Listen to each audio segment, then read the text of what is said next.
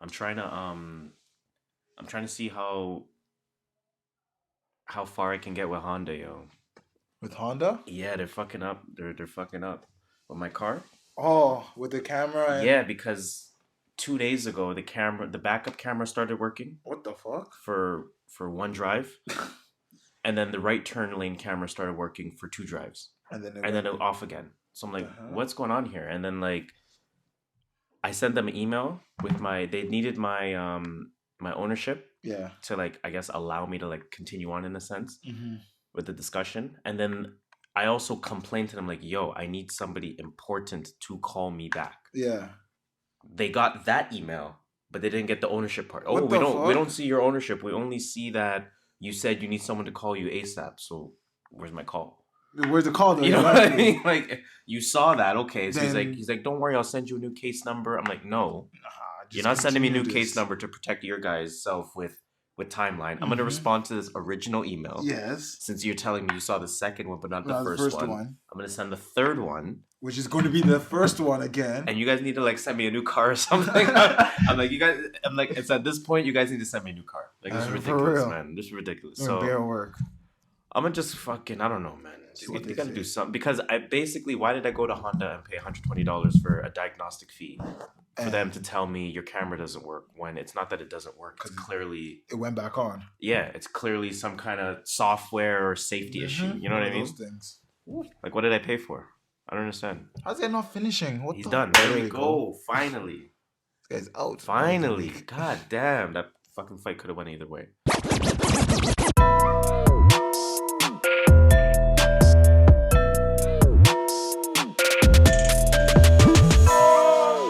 Anything is possible.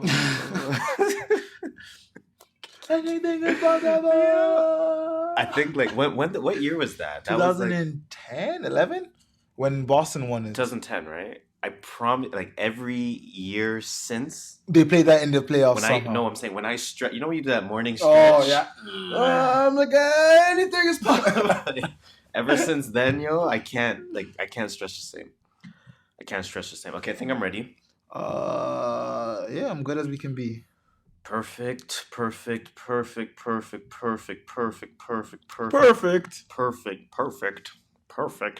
Okay, I think I'm ready. That's from Street Fighter. Okay. No, perfect? Yeah. No, it's a DJ. No. It's a producer that does that perfect on the tracks. It's probably from Street Fighter. Oh, maybe probably from Street Fighter then. Perfect. Street Fighter Turbo 2. Yeah, it probably is Street Fighter. Street Fighter Turbo 2. Okay, I'm ready though. I'm ready. I'm actually ready. I'm ready. Okay. Microphone check. 1, 2, 3, 4. Hello. Microphone check. 1, 2, 3, 4. Coming to you live and from direct the city of Toronto, from the crib where the sun never sleeps except 6 o'clock on winter times. It is your True North Views podcast.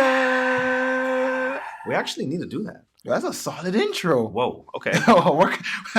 Add that. We're producing. Definitely. What episode are we on? 44? 44, yes. 44. Shout out to Hove. I want to shout out to Luka, but he's 77. Luka Doncic? Yeah. Who wears 44? I don't know. That's a good question. Some quick Googles on that. 44 in the end. Professional athletes. Did you have that link? I do, but like it'd take me long to find. Did you bookmark it though? 45. I mean, yeah. But if you bookmark, just search some keywords. But then I can just Google it and see which link I clicked in the past. And that's a quicker way to do it. That's bare work. That's how you beat the system. So number 44. Danny Ainge. Hank Aaron. Boyan Bogdanovic. Jerry West. Andre Brown. Pete Maravich. Jeremy Chambers. George Iceman Gervin. Derek Coleman. Reggie Jackson. Did you say already? No. Dante Cunningham. We got some motherfucking players. People here. I'm not gonna lie. We got the logo. Jerry West, Rick Fox, Channing Frye. That's Rick. Do you remember what was that show called? Derwin Davis and them. What was the show called? The Game. No, I don't know. You don't remember The Game? No. Derwin Davis. Oh, the football show. Yeah, on BT. It's like, that's Rick Fox. That's Rick Fox. That guy became a legend in the acting world. Did. After a mediocre career. Shout out to him. He's Canadian too. Chuck Hayes.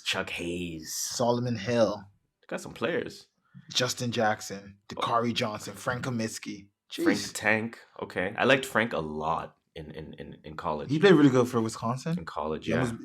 I think they did beat Duke one year. Duke beat them Duke beat them 1 year. They went to the Final Four like 3 years in a row with Frank Kaminsky. It made no sense. Frank the Tank, man. Ooh, Frank Nikola Mirotic. Andrew Nicholson. Shout out to Canadian. Nicholson. What happened to Nicholson? He's still in Orlando? Oh, no. I think that guy's Is that a new phone? No, that's my charger thing. I'm like, this guy got a nice LG. Yeah, right. It's like, oh, right, an LG. Anyways, let's introduce these motherfucking people. Jeff who T. we are. I'm joking. All right, let's go. Because we are the True North Views podcast. TNV for short. We also go by a few other things. Yes. Right? Let me know. We're your go-to podcast to start your week. Sounds right. We're your favorite podcast. Mm-hmm. We're your favorite podcaster's favorite podcast. I would not fight you on that. Some would even call us Toronto's official, unofficial podcast. Say less. Why? Because we are the kings of dope criticism. Why? Because we are the Pharaohs of Prolific Opinion. Why? Because we are the emperors of elevated thoughts. Wow. How convenient is fucking that? It's your boy Harris here. You know me. I'm your skirt master, Mr. Triple Double No Assist, JustShola. And as usual, we're giving you our views from the perspective of a couple of first-generation Canadians on what's really buzzing, what people are talking about, and most importantly, what people are not talking enough about. Back home smoking legal. You already know what it is. Let's do the show properly this time because we always say we're gonna segment it correctly, but we don't. How was your week, sir? How was your week? Actually, what was this week? We had Family Day on Monday, so that was good. It was a short week at work. Family Day is a made-up holiday, basically, for Canadians because they complained there was no holiday between New Year's and Easter. That was facts. That was right? really why it I think happened. we said that we had no holiday in February.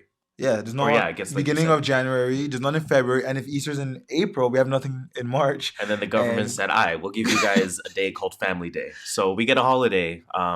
But the U.S. has something. They have Martin Luther King Day. That was our argument of, wow, we should get a holiday too. Yo, don't worry, Canadians, we extra like Shout out to Martin Luther for giving us that extra. Let me give Martin Give him Luther everything. A round of applause real quick. I can't find my soundboard. I'm not gonna lie. Hold up. Still Black History Month, goddammit. Still is, we got another week. Shout out to Martin Luther King. Okay. Yeah, How tell was me more your about your week? week. Your week. That was it. Just work. Work was busy this week. Yeah, I had a shit to do. Do Friday, so I feel you. We out here. How was your week? What can I say, man? Busy week. Another busy week. For sure. Work. Keeping a motherfucker busy as shit. I was supposed to have a fight on March 2nd. My coach called me and said, "Hey, we're fighting next month instead." So I said, "I mean, fair. I might fair, go fair, McDonald's fair." Yeah, and put it this way, I've had let's say a 3-day feast. Cheese! Since I can buy a couple extra weeks before I have to start eating serious again. My sister's birthday. Hey, shout out to your sister. So that happened. Let me give her a little round of applause. Speaking of sports. Speaking of sports, I'm trying to find a flag football league this summer. Jeez, flag football, eh? Yeah. What can I say again? So sister's birthday, she had her sweet 16. Sweet 16. So that was we raided the sushi place. Like we raided. They probably don't want you guys to come back. Raided. Oh my god. Were you there? Oh my god. Us and I don't know if it wants to be named. I was there. And then they stopped giving us sushi, or they started cutting back on our order because I don't know if I was there, but I was there at a time where I was like, "Yo, I can't finish this, yo." Oh, what that's been like? I'm dying out here. That's been like thousands of times. You've done that. When we first started eating all you can eat sushi, yo, I'm dying out here. We were just ordering. We were wilding. Yo, please, I'm fucking dying out here. Shit, man. Otherwise, man, went to a networking event. Hey, how was that? Those are always fun. So I went to a young professionals networking event. Did you connect to the internet? But say what? Did you connect to the internet? No, I did not connect to the internet. It was a joke with networking. I did not connect to the internet, unfortunately. But no, it was cool. It was cool. Those things are always fun to attend. So yeah, just keeping busy, man. Keeping busy, trying to live the life. You know what I'm saying? Trying to live the life. But yeah, that's all I got for my week. I'm not gonna lie. All right. Let's get the plugs and get into this. Plugs going. So of course you can follow us on Twitter, on Instagram at True North Views. That is all one word on the socials. Very easy to spell. TrueNorthViews. VIEWS. What you'll find on Instagram with us, of course, is any posts. What do we do? Posts? Yeah, we do posts 1 day a week, pretty much. 1 day a week. I'm marveling. We do posts every day, is what I'm trying to say. Just giving you a little bit more content, man. You get a good 60-second audio clip from the respective episode for the week. Chopped and screwed. Definitely chopped and screwed. You definitely want to listen to this for the full version. But the Instagram clips is a solid way to start if you want to kind of introduce people to who we are and what we sound like. Again, typically those Instagram posts have some kind of topic of conversation. Load up the SoundCloud before I forget. Yes. And then, yeah, man, just fucking spread that word, man. Shit. Twitter, we're very active on Twitter. So definitely want to follow us there. Like I said, at True North Views. Definitely about the retweet life, the like life, the reply life. Like. Twitter's some fun shit, man. I love Twitter. So what can I say? Follow us on there as well. Otherwise, we're definitely on your favorite podcasting platform of choice. So that includes your SoundClouds of the world, your Spotifys of the world, your Apple Podcasts of the world, your Radio Publics of the world. Everywhere, man. Everywhere. We out here. And finally, it's as simple as doing this.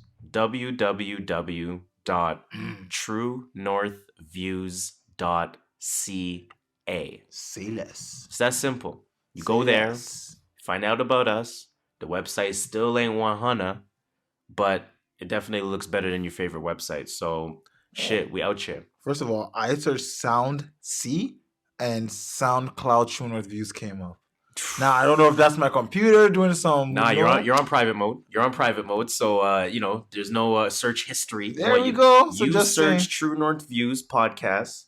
We out here. And the first link was SoundCloud. Yes. And the second link, correct me if I'm wrong, was the fucking Apple Podcast link. Hold on, I gotta check that. But I didn't search SoundCloud. I just searched SoundCloud. First link is our Instagram, actually. Let's go. Then we got SoundCloud. Then we got the Twitter. Then we got the YouTubes. Then we got Player FM, Spotify, Castbox, iTunes, Listen Notes. Jeez, we're everywhere. Oh my God. Page 2 is our website. Pinecast. That's not from us. And then you get to some other next stuff. Out here, man. Damn, we out here in a lot of spots. Now, before we get started on the show, definitely want to do some shout outs. I don't know who plugged us. People, tell us who plugged us. If you were responsible for this plug, we want to plug you too. We want to plug you. Pause. You're right. Pause. That somehow deserves a pause. Yeah, let's pause on that real quick. So somehow our plays went up for a little skyrocket. It went up a little bit. So shout out to whoever plugged us, and shout out to some of the main cities that's really fucking with us. Shout out to Baltimore. Shout out to Walt. Hold up, you going too fast. Shout out to Baltimore. Fucking The Wire's my favorite show. Oh, I thought I was going to go back on one-on-one. All right, what else we got? I got Waltham Cross, UK. Shout out to the UK. They fucking with us, mate. Bruv. They fucking with us, bruv. Isn't it? They're fucking with us, isn't it? Shout out to Chicago. Hey, shout out to the Grammy. Chicago is home to a couple of my favorite new rappers. No Name. Saba Pivot. Can't wait to go to that show. Shout out to Tampa Bay. Shout out to them. I like the Tampa Bay Lightning. Steve Stamkos is my guy. Didn't they just beat Toronto? I was like them. They just beat the Leafs. Steve Stamkos is my guy. Houston, out here. Philly. Yeah. Oklahoma City. Shout out to PG. MVPG. Ooh, MVPG. Just saying, MVPG. Yo, you might have to hashtag that. MVPG. You heard it here first. MVPG. You might have seen it on House of Highlights too, but it doesn't matter. Okay, never mind. House of Highlights. I mean, we definitely got to say, shout out to Toronto. Back home smoking legal. And definitely shout out to Seattle. Back home smoking legal. And shout out to Washington. Back home smoking legal. Where else is it legal? Back home. Shout out to LA. Oh, I pressed the wrong button. Back home smoking legal. Colorado. You have Colorado on that list? We got Newmarket on this list. Hey, shout out. Shout out to Newmarket too. Shout out to the north. Got a couple in Markham. We're naming some Canadian cities now.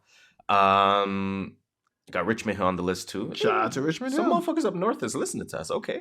Yo, who plugged us? I'm with it. Shout I'm out. with it. Got Australia in the building. Hey, Aussie, oi. We got Angola. Okay, shout out to my Africans. Couple listens in Angola. Okay, I'm not mad at that. We ain't faulting. We got a couple listens in Japan.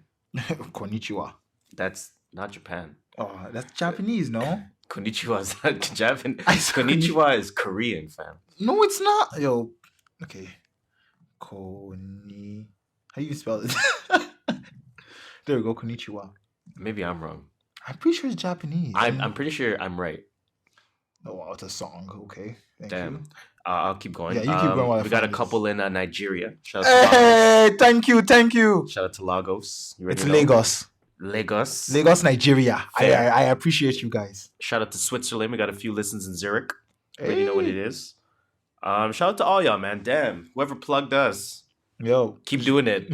We ain't complaining. Keep doing it. We ain't complaining at all. Are you still researching or can we get the show started? Oh, we can get started. I'll bring it up sometime when I decide. I'm sure that means you'll never bring it up again. There we go. Konnichiwa, spelled correctly, a certain way, is Japanese for good afternoon. All right. Fair. So konnichiwa. Because I'm trying to learn Chinese, right? So, I only know 2 Chinese words, hao and mi hao. But it's a start. It is what it is, man. It's better than 0. Let's go into this. Okay, let's get this show started. I think you can get your timer started. Oh, it's been started. I'm done doing this not by hand. So I'm just going to get the timer started here because you know what? We want an efficient show for y'all, man. Efficient. So let's get this shit started. Let's start, of course, with the music potpourri. Let's get it started. Actually, before that, shout out to all the listeners, of course. Shout out to the listeners. Yeah. Whatever your preferred listening method is, shout out to you. For those that play through the whole episode, for those that play half of it in the morning and half of it in the evening, for those that go back and listen to it again on the weekend, whether it's, Monday or Monday senior or hump day or Friday junior or Friday. You know what I'm saying? Shout out to all of y'all. We really appreciate it. I feel like you missed 6 days there, but no. I know, because you called it senior and junior.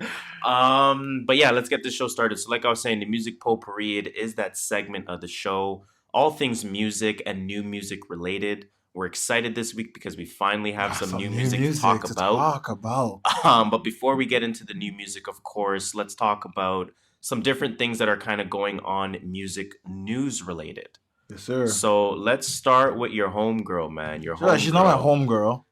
She's low-key my homegirl until she does this. But didn't she just... Okay, set up the story because I'm about to flame this girl. So, Vulture magazine, which might have to be renamed to Culture Vulture magazine at this point. I agree.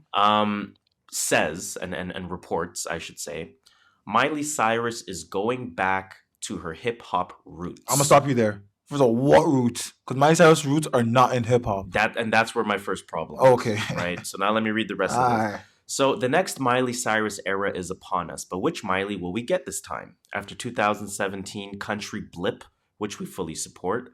Is she paying them? Miley says she's going back to... What?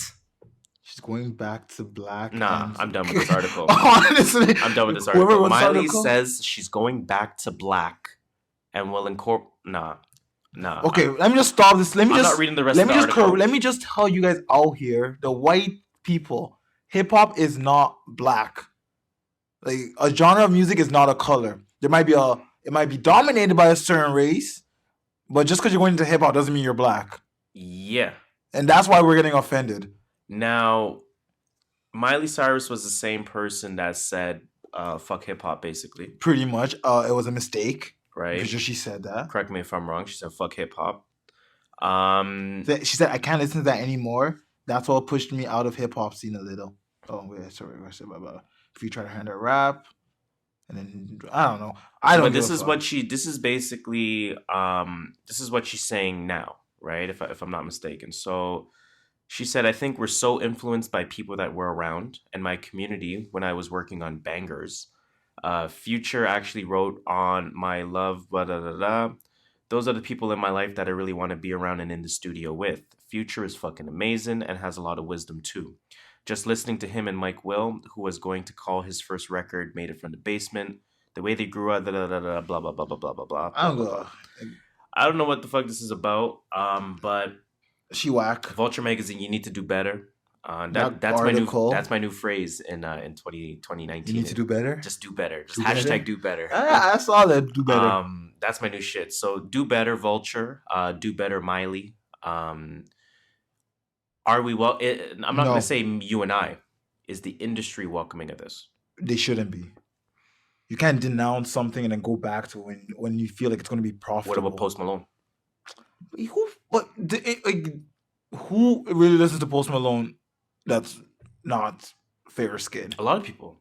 Really? Yeah. I bump Post Malone, I'm not gonna lie. Post Malone, I mean, he's one of those people I don't liking. Mm-hmm.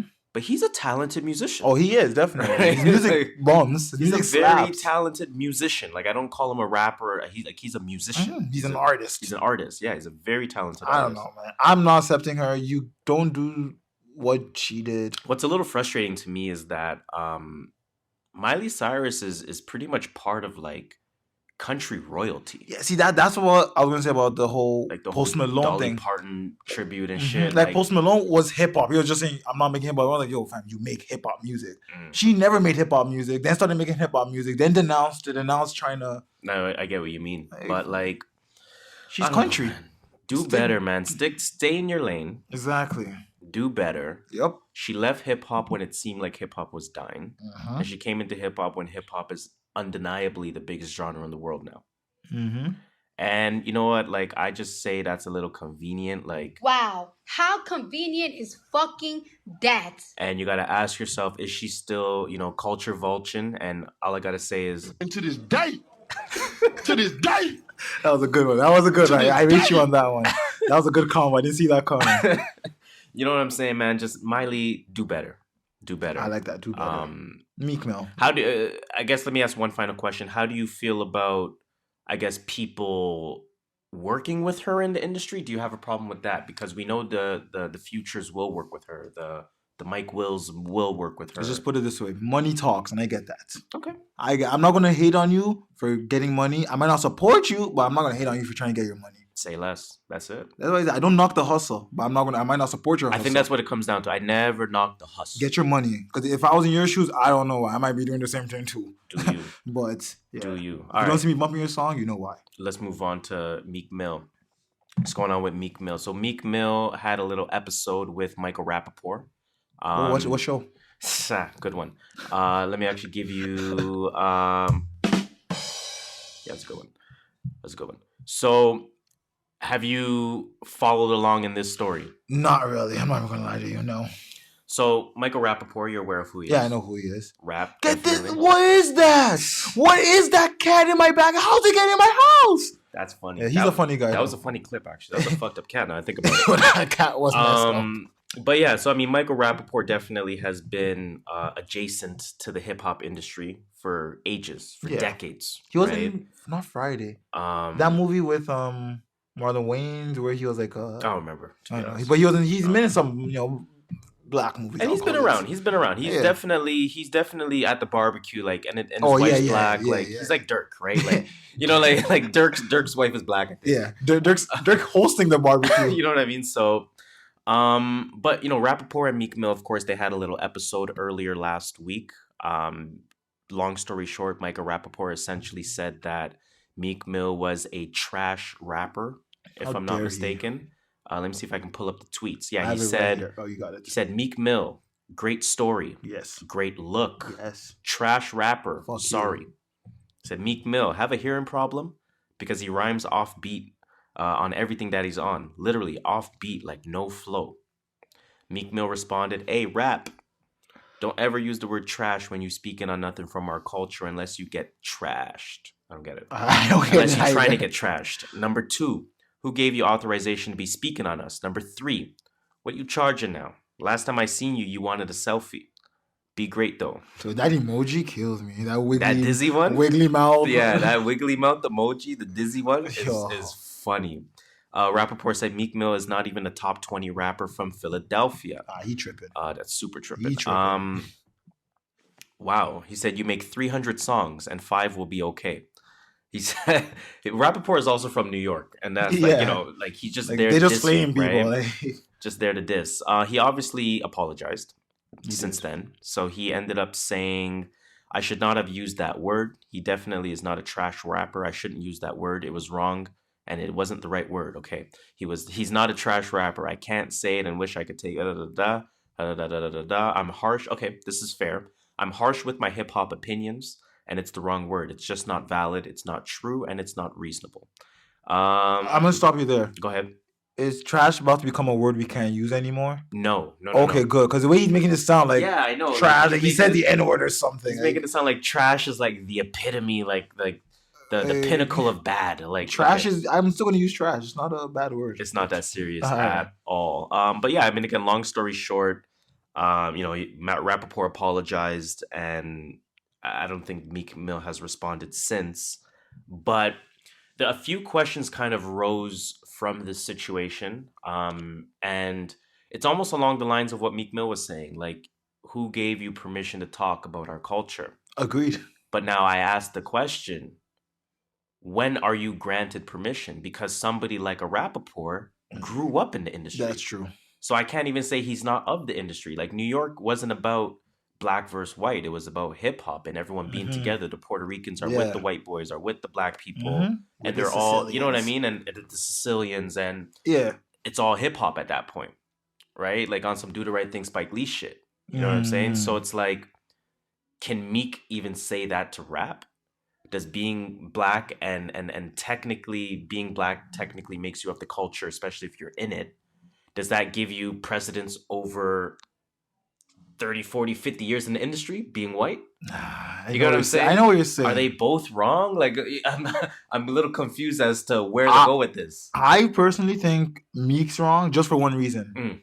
Your music is art, and not everyone's going to like your art. Fair. So it's not like your art. I get you could be mad, but hey, man. But I don't think Meek was really mad. I think it was just like, upset, like not even a who are you disrespectfully, but it was like, why are you coming at me? That's true. And last time we saw each other, you wanted a selfie. Like, what up? And Mike Rappaport's a comedian, not a musician. So it's not even like they're in comedian, but he's a comedian. Kind of. Like, that's how he started, though, isn't he? He started as an actor, comedian type comedic actor, yeah, but he also, I wouldn't label him as that. I wouldn't put him in that, like, let's say Andrew Schulz said this. Then I would say, yeah, because Andrew Schulz is a comedian. But I wouldn't label Rappaport a comedian nor a comedic actor. Nah, I call him a comedian. He used to do stand-up. You're a comedian. No. I think that's just because you venture off, just because you do a little bit of acting, a little bit of this, a little bit of that. I think that's a little limiting. I'm gonna leave it there. Shit, though. I wonder if I have any more final comments. I have nothing to say about this shit, man. If I think your shit's trash, I'm gonna tell you your shit's trash. If you don't, take it how you may. So, do we feel like? I don't know. I don't know where you're going with this. I don't know, man. I guess like it's kind of just a moment that came and left. I don't really have a problem with either side. Exactly. I don't have a problem with Rappaport saying what he said. I don't have a problem with Meek Mill responding the way he did. I don't have a problem with Rappaport's apology. Me neither. I guess it just is what it is. I think the word trash is not, he made it sound just so much like he used some. Yeah, trash is not that serious. Bad word. Trash is absolutely not that serious. Okay. That was kind of a trash story because I don't really know what I think that's the first time I've been stumped on like a discussion. I just don't know. Yeah, it's because there's nothing there. Okay. Let's move on. Both sides are not wrong. Both sides are not right. It's whatever. Let's move on here to your boy Bron. Yeah, boy LeBron James. Everyone saw that. I saw this on Instagram. So actually. LeBron motherfucking James. LeBron James. LeBron James. LeBron James. LeBron James. LeBron James. LeBron James is gonna A&R two Chainz' next album. Yes. Right now, we all have heard of the term A&R. Yes. And I'm sure a lot of us kind of know what A&R means. Ish. But let me give those that don't know sort of a definition. All right. Right. A definition as well as their main responsibilities. Right. A&R stands for artists and repertoire. Yes. This is the division of a record label that is responsible for talent scouting, as well as the artistic and commercial development of that said recording artist. Sure. Right? It also acts as a liaison between the artist and the record label. That's the most important part Now, there. Because that whole building thing, it's all There's between the... Okay, go on. The role of the A&R has 3 main responsibilities. Okay. Responsibility number 1, finding talent. Okay. Responsibility number 2. LeBron is doing all this, by the way. He found 2 Chainz. Okay. Let's thank LeBron for finding Titty Boy. Thank you. It wasn't DTP. It was LeBron James. Number 2, overseeing the recording process. Mm-hmm. Now, we're glad that LeBron James... There was... What was the joke again? LeBron James was telling 2 Chainz, like, yo, if we're going to cut the 16 tracks down to 14, you do that. And then make it a deluxe. And then you hit him with the deluxe. I was like, that made no sense. And then you hit him with the deluxe after. And say, if you really like this, you would like these extra 2 tracks. As if 2 Chainz doesn't know that, right? So let's thank LeBron James for overseeing the recording process, right? Hallelujah. And number 3, he assists with the marketing and the promotion. Mm-hmm. So that, of course, is legitimate. Now, right? Before you go on, so the A&R acts as the liaison between the record company and the artist. That's correct. AKA, the record label tells the liaison, look at what we're doing with this artist and go tell them that's what's going to happen. Oh, no. You're telling that me, I disagree with. You're telling me the A&R doesn't go, yo, the record label thinks you should come out with a 12-song album. Unless, like, I'm saying like a newer artist. Maybe not like a generation, like... Not a 2 Chainz? Okay. Yeah, not a 2 Chainz, but like a, I don't know, like a Blueface.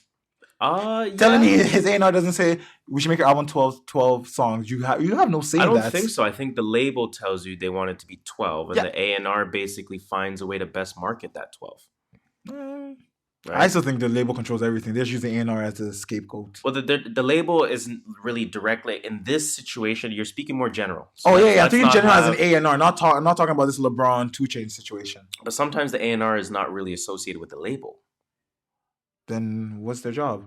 If they're not, aren't they the liaison? They're the liaison between the label and the artist. Yeah, they're that connector. They're that bridge. But what if they come more artist side to bridge to label rather than coming... Then the label says, I fire you and I'll bring my guy. But not necessarily. It's not like they don't make it that animalistic. I think they do. Not always. I think they do. I just think the music industry is all savage. Always. Okay, let's talk about LeBron and 2 Chainz though. Specifically. Okay. So what are your thoughts on having LeBron James A&R your album? This is the first thing that came to my mind as soon as I saw this. LeBron's amazing. He's a goat of basketball, possibly. Does amazing on the court, off the court. Top 2, definitely. Exactly. I said it arguably. That's what I'm saying. Whatever you want to do. Unarguably top 2. Yeah, let's put it there. Arguably top 1. Let's put it there. Exactly. I'm with that. Okay. But music's not really his lane, Like, we don't know. But he is a hip-hop historian. I'm a hip-hop historian. Doesn't mean I should be A&R'ing an album. I'm not a historian, but I'm a hip-hop head. Doesn't mean I should be A&R'ing an album. No, but you didn't hear on the barber show? He called himself, what was that barber show called? The Shop.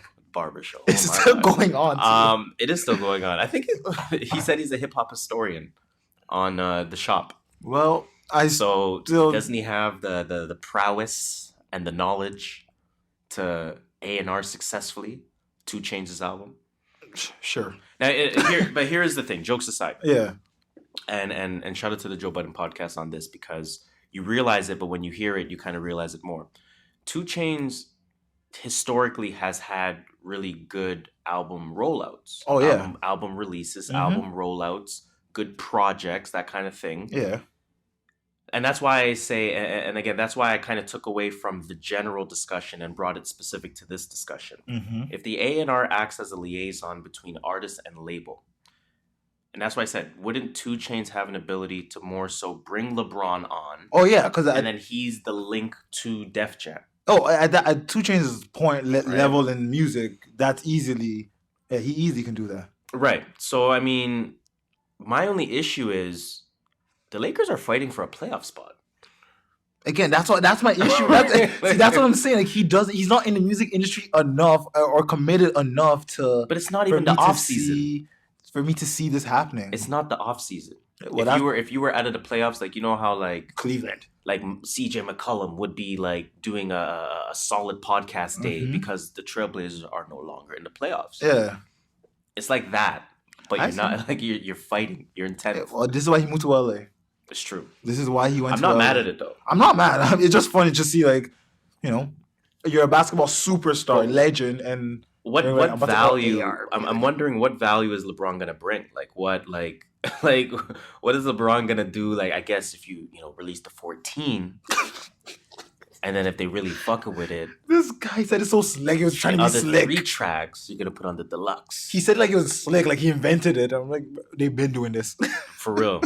Doing this. In fact, Harlan and Alondra just came out with a deluxe. I listened to that. Yeah, they only had like 2 tracks. No, they added 3 or 4. Oh, 3? Oh, okay. I didn't bump it. I didn't bump the deluxe yet, but I can't wait to get to that. Yeah. I don't know. Are you looking forward to this album?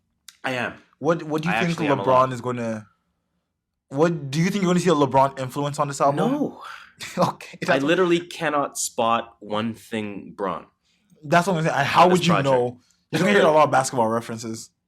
Oh, he's going to probably feature on it. Watch.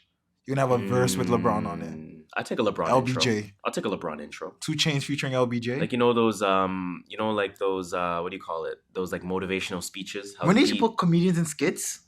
I mean, they still kind of do. Yeah, some people do. It's not as much as before. Chris Rock does them still. But not as much as before, I'm saying. No, I know what you mean. I love those skits. I love skits in general. But I'm down for... you know what they're going to do?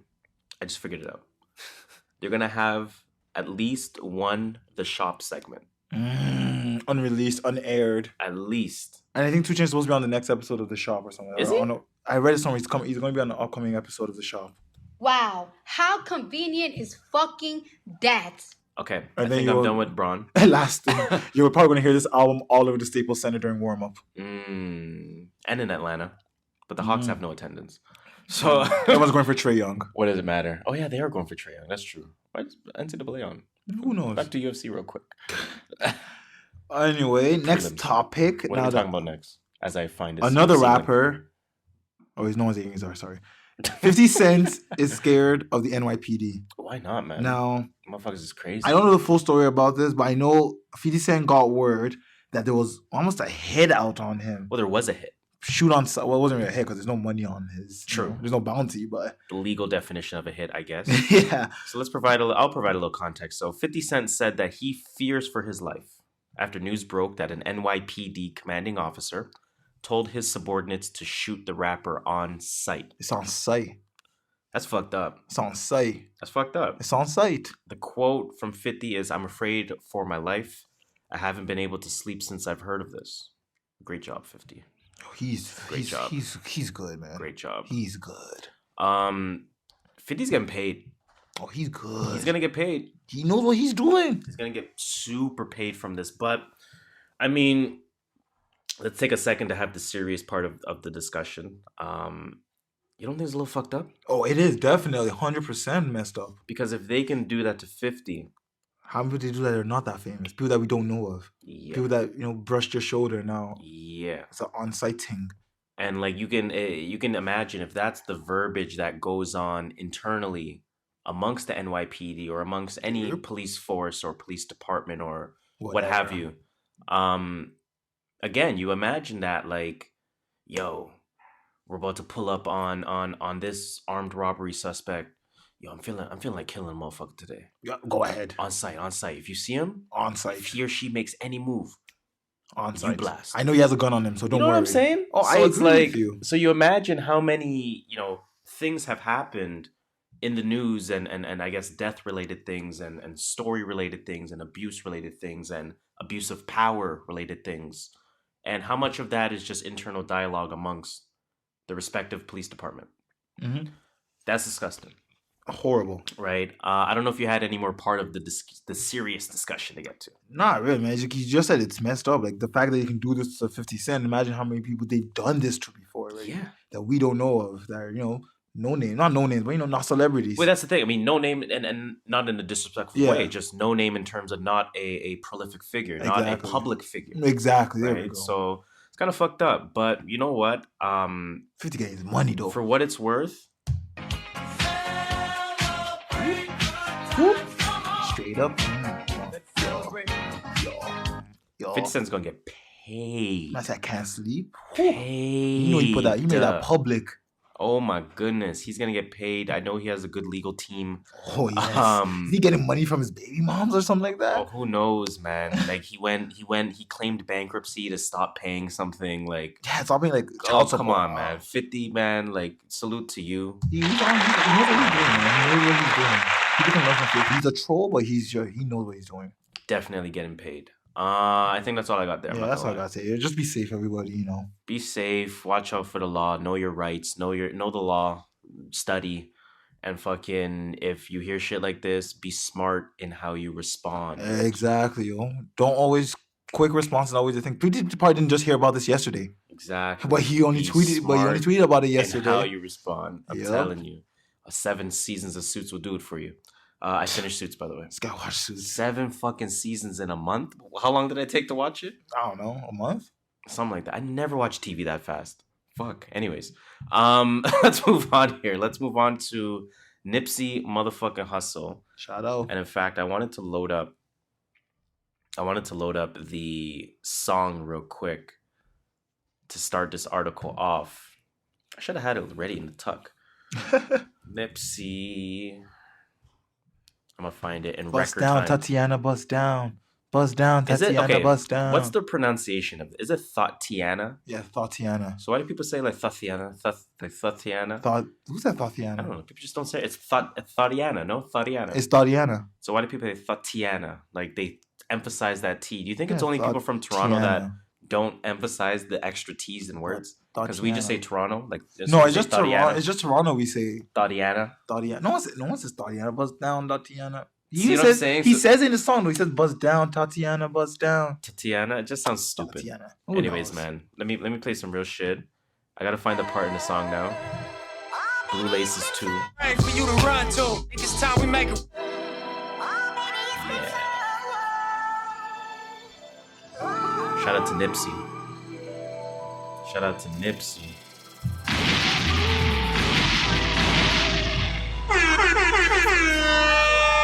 I think this is the part. Imagine if this is not the part. Wow, definitely edit.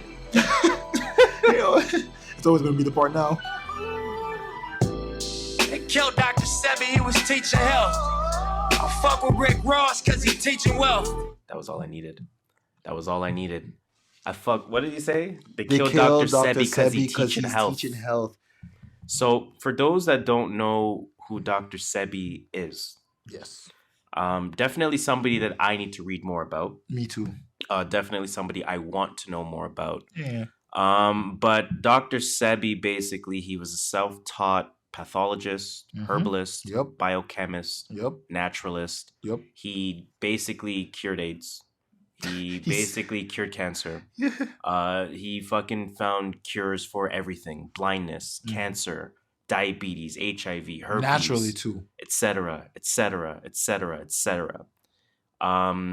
He was killed in 2016. Yes, after he was arrested by the Honduran police force. They may have said on site. It's on site. You know what I'm saying? Probably. Like they may have said on site. Like that's how fucked up that is. I don't know the full story about the arrest, but I know the arrest was fishy in a way where it was like 6 days before his court date. Oh, he dead. Sound like one of those. Yeah, that's us. That's or a few days beforehand. Like, don't quote me on the exact story of it. So I mean, again, definitely one of those names we need to know a little bit more about. Do you think enough people even know about Dr. Sebi? No, not enough people do. Definitely not. Everyone should do a little more research on him. So Nipsey Hussle essentially is working on a documentary about Dr. Sebi. That's solid. That's super solid. What I wanted to ask, so we kind of think about, I guess, how we consume media over the last, let's call it 12 to 18 months. Yes. A lot of things have been in doc form, right? Docu-series from the R. Kelly stuff. Yeah. Straight up documentaries, even documentaries that haven't even come out publicly yet, like the Michael Jackson thing that everyone's waiting for. I'm trying to think of what other documentaries. Exit Through the Gift Shop. It's a little old, but it's one just in general, right? Yeah. The Banksy shit. And I guess this is not even really a relevant question to some degree, but are documentaries going to be what we turn to for education nowadays? Should documentaries be what we turn to, or should people read more? Yeah. it turns into entertainment. Documentaries will be considered entertainment. It's TV, there's flashing lights, there's pictures, there's words that people are speaking to you. Whereas books are, like, even though it is entertaining to some people, to mass majority, it's not entertaining. It's more serious, more studying. Right. It's more like you're doing a lot more work than just watching. I think what the difference is too, it depends on, you got to be super careful with the research behind the documentary. That's the biggest issue with with documentaries. Because like let's talk about Surviving R. Kelly for a little bit. That was relatively neutral. I didn't watch it. To some degree. Okay, you didn't watch it. I won't get too into it then. I don't plan on watching it though, so if you want to that's fair. That's fair. But no, I just want to have like a more applicable discussion. I think documentaries can potentially be problematic because I guess what I'm trying to say is that documentaries could end up being the news. Fox versus CNN. It could be because it could be one-sided. That's what I'm saying. Depending on, that's what I said. The information behind the documentary could be completely different if Fox did a Obama documentary versus if CNN did a Obama documentary. I agree. You know what I'm saying? There was this Netflix series about eating meat or something. I don't know if you saw it. What's it called? I know what you're talking about. And so everyone was saying it's so good. Everyone's like, everyone's changing my eyes. And then let me do a little research into it. And then the guy that produced it is actually not a doctor, first of all. And then they went on, they said, other doctors were saying, what he said is true, what's bad about me, but he also didn't say the good parts. He literally just skipped the advantages and just said all the negatives, all disadvantages. And that could happen in a documentary. Like, wow, he, like Pablo Escobar. Yeah. Everyone knows him for all the negatives. But if you go to Mexico, they know him as, he built our city up. He helped the kids. He built a school for this person. He always giving out money to the people. Again, it's documentary, like you said. It could be one-sided, and that's one of the issues. and that's where you potentially fall into an issue. But and I think that's where I think that's the road I'm going down. Where I think as good as documentaries are, you gotta know the background. Man, they're dangerous. They are dangerous because documentaries seemingly give you nothing but the facts. Seemingly is a key word there. Exactly. Nothing but the facts, seemingly. But what it doesn't do, what most documentaries don't do, is they don't allow you to form your own opinion. Nope, exactly. Like watch Wild Country. Okay. I don't know if you've watched that. That's the one with they formed the religious group in Portland, Oregon. No, I gotta watch that. Please add that to your Netflix list. Everyone, add that to your Netflix list. It's called Wild Country. It's one of the best documentaries I've ever seen. Because that documentary doesn't tell you how to feel. Okay. Put it this way. Long story short, a religious group from India, if I'm not mistaken, they bought. You've heard the story. Everyone has heard the story. Has bought land in the state of Oregon. Yeah. They lived there. They inhabited it. And the government basically wanted them out of there. Pretty much, yeah, I've heard that. So I'll leave it at that. I'll say watch the doc, but you really don't know how to feel. Do you feel bad for the people because the government's doing some fucked up shit to get them out of here and not let them live in peace? Or do you feel bad for, I guess, the American people because these guys came and ultimately infiltrated their land and made it theirs as opposed to yours, because there were still people living in rural areas in Oregon at the time, right? So a documentary is not supposed to tell you how to feel. It's supposed to just give you the facts. That's it. Here's what's happening. Present here's everything. Here's that. And don't tell us how to feel. Judge yourself. Surviving R. Kelly technically did not tell us how to feel, right? And I think that was a key part of it. Wild Country doesn't tell us how to feel. It just says, here's the facts. Exactly. Here's left, here's right. So that's what I'm a little afraid about with documentaries. You're right, because I've looked into documentaries like, they didn't tell you this, they didn't tell you that, they didn't tell you that. They just conveniently left out this part and that part. So I think people should read books. Books can be the same thing too, but not books. But yeah, depending on the way it's written, like who wrote it. Yeah, you're not wrong. One-sided as well. Man, we're in a scary world, man. It is really, and like people don't do research anymore. People just I think with what's hot. Remember they taught us in high school, you have to have a certain number of sources. Yeah. And we used to complain about that. Oh man, I gotta find 3 sources. I already know this shit. Yes. The reason why you had to find 3 sources was to cross-reference. Yeah, pretty much. You say, okay, like the 3 sources are telling me the exact same thing. Exactly. Cross-reference. Like, at least confirm. At least confirm. If you read a Fox article, check a CNBC article. Check a CNN article. Check a MSNBC. Exactly. And that's why I like following motherfuckers I don't agree with on social media. It makes sense. Yeah. I still follow Tommy Lauren. Because you find that other side, which you may not always agree with, but you see it. Exactly. It's fucked up, though. Yeah, it's the world we live in. We could definitely go on a tangent for that for a very long time. So let's cut ourselves short before we get too into it. Snip. And let's get right into this new music report in that case. Music. Exciting week for music, man. Exciting week for music. And first and foremost, 2019 music. First and foremost, I do want to say a quick little shout out, Boozy Fade. Ooh. Of course, as usual, I gave him a very short air horn there. Let me extend that air horn again. Boozy Fade, man, they provide us, of course, with that list of albums that dropped. They don't catch everything, but hey, man, it's a starting point. It's a more than a starting point. There we go. And they give you more than like enough. They give you enough, man. Exactly. Anything else that's not there is probably some low key or something. I just saw a random album name here. I don't know the artist, Alex Wiley. But the album's called Tangerine Dream 2. Shit, shout out to them. I like Tangerine Dream. Solid strain. Sounds familiar. It's a strain. Oh, there we go. I was like, why does that sound so familiar? Solid strain. But let's get into some of the albums that did come out. Oh my God, we're watching UFC. That guy's bloodied up. God damn. Oh, damn. Oh. Brave. Yeesh.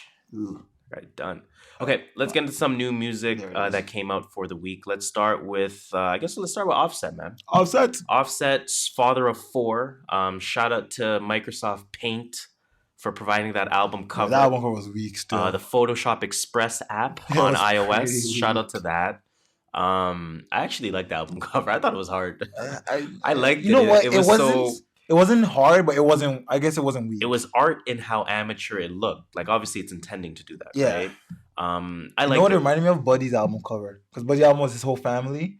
And he had a little brother and sit on his lap. And that was what it reminded me of too. And it was the yellow background. Fair. I'm not mad at that. We're talking about Offset today. So let's talk about Offset, man. The album is called Offset. Father of Four. So how many songs is that? I didn't count. Let me see if I can do some quick Googles. Offset. While you're doing that, I'm gonna just tell everybody I really enjoyed the album. I'm never gonna lie to you. 57 minutes. 57 minutes? Oh God, that's long. 12, 15, 16 songs, 57 minutes. So you're getting a full feature project from this guy. You have some good features on here. He did. For sure. So I'll name a few. Big Rube, J. Cole, Gunna, CeeLo, Green. Travis Scott, 21 Savage. 21. Huevo.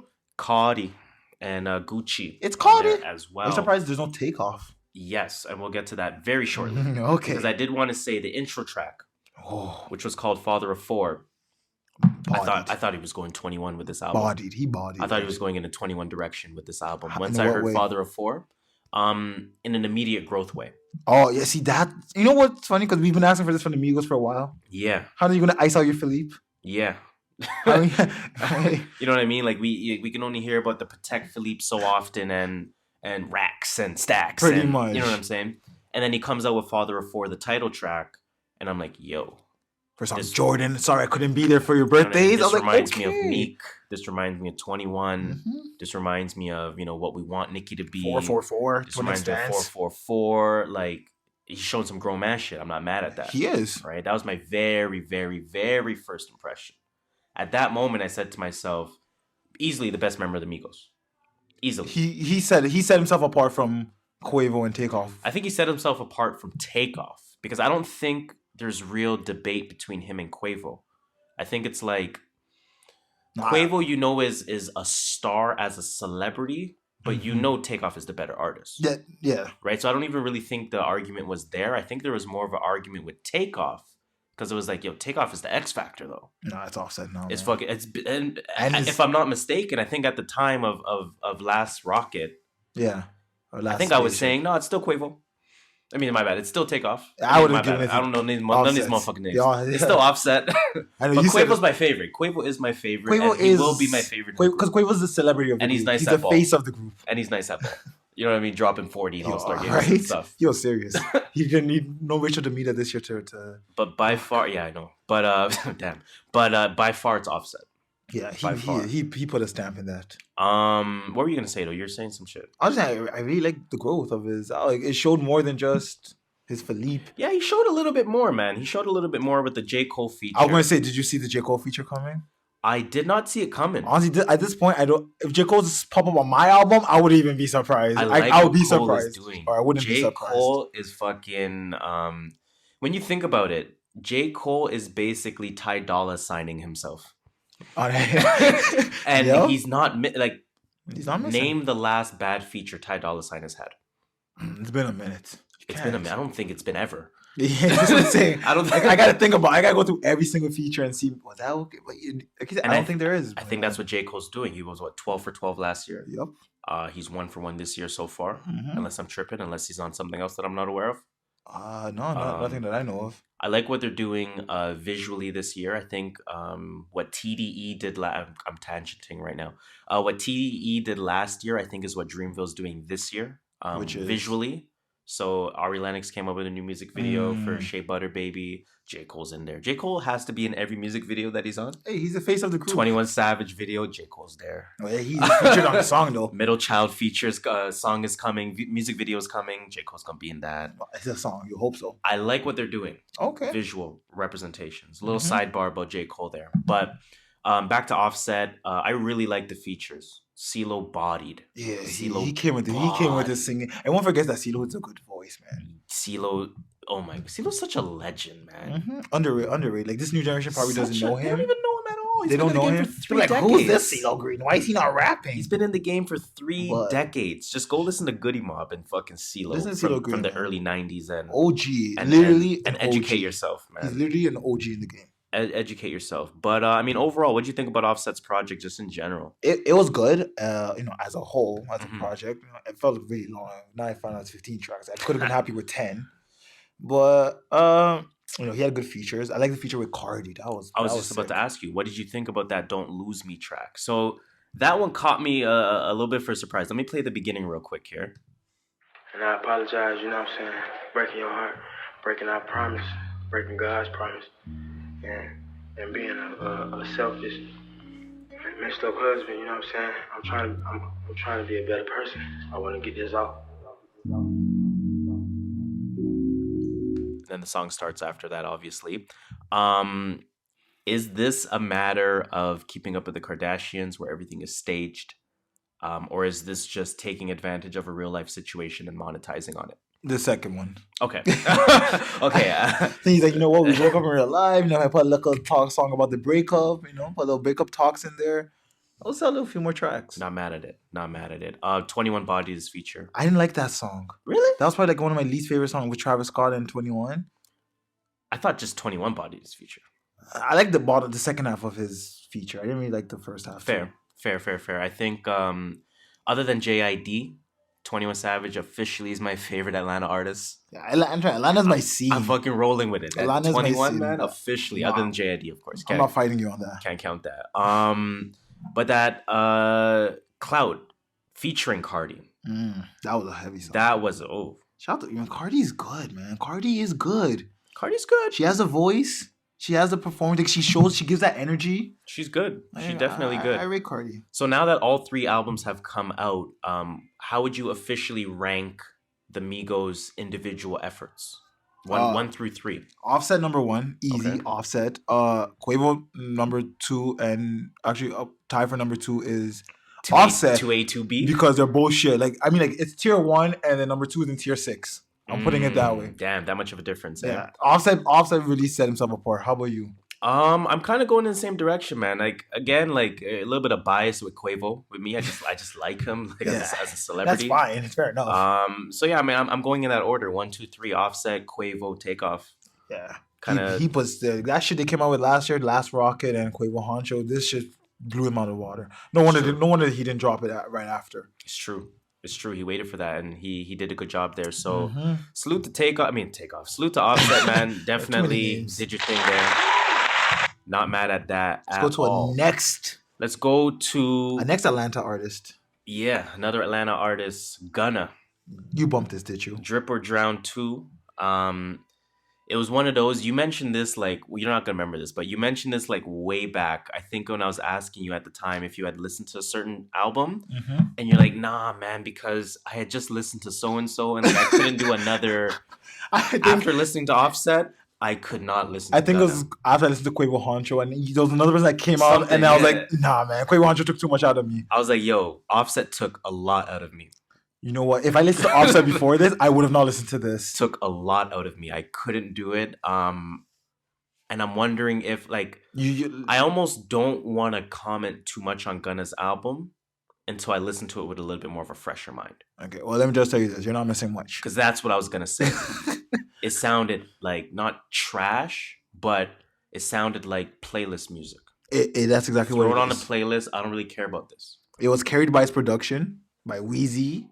Weezy out of here. And did Weezy do all Turbo. The production or Turbo's nice. Turbo did some of them. Turbo's nice. Yeah, it's typical Gunna. You know, you're gonna get his hooks and his ineligible, drip 3 hard, drip 4 hard, and a drip 5 hard, drip 6 hard, and a drip 7 hard. That's all I picture with Gunna. That's all he's doing, to be honest. He doesn't say anything of lyrics. Like shit. So you're saying Lil Baby's nicer?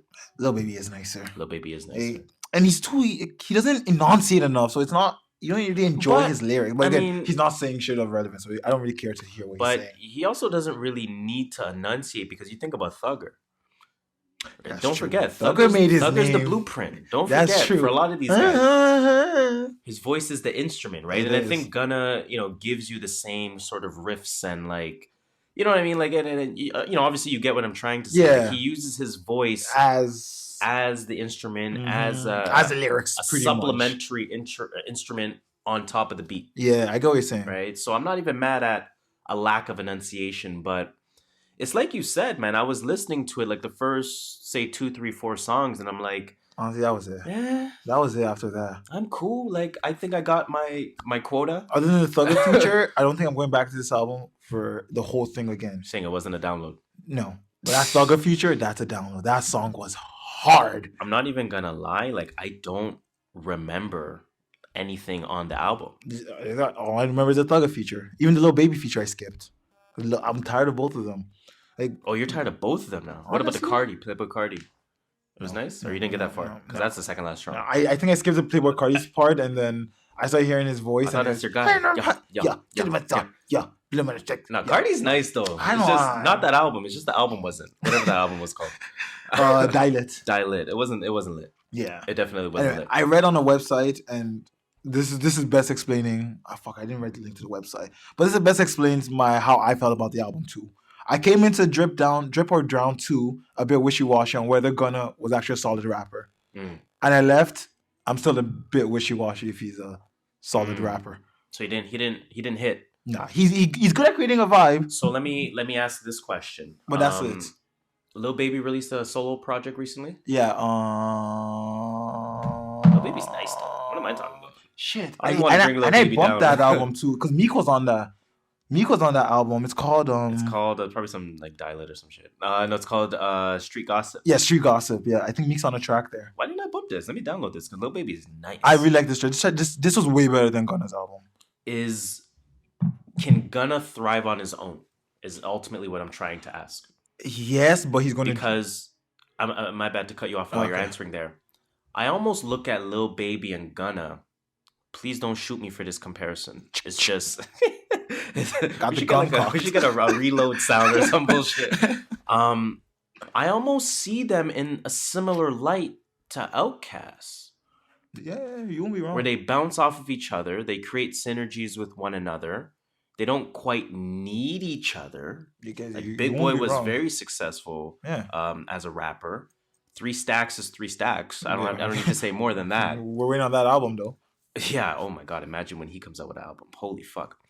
But is Gunna the big boy? You get what I'm saying? Like he kind of Although he doesn't need Lil Baby, he kind of needs Lil Baby. Yeah, I know what you're saying. I know what you're saying, though. I get what you're saying. I don't know. Atlanta. People in Atlanta, please let us know. Because you guys, I know you guys will know a lot more than us, and this is the True North Views podcast. We mad north. Please let us know. How do you guys feel about very Gunna? far from Atlanta? How do you guys feel about Gunna? Like, do you guys think he's actually going to last, or you guys think it's just it's a thing right now? It's interesting. Because I don't think he's going to last another 2-3 years. I don't know, man. Because he doesn't change it up, though. Like, it works, but eventually it's going to get tiring. But I think it's too early to kind of make that claim, because let's think he's been about around for about 2 years now. Let's think about actually the next album I want to move on to is something that you bumped. Let's go. That I didn't.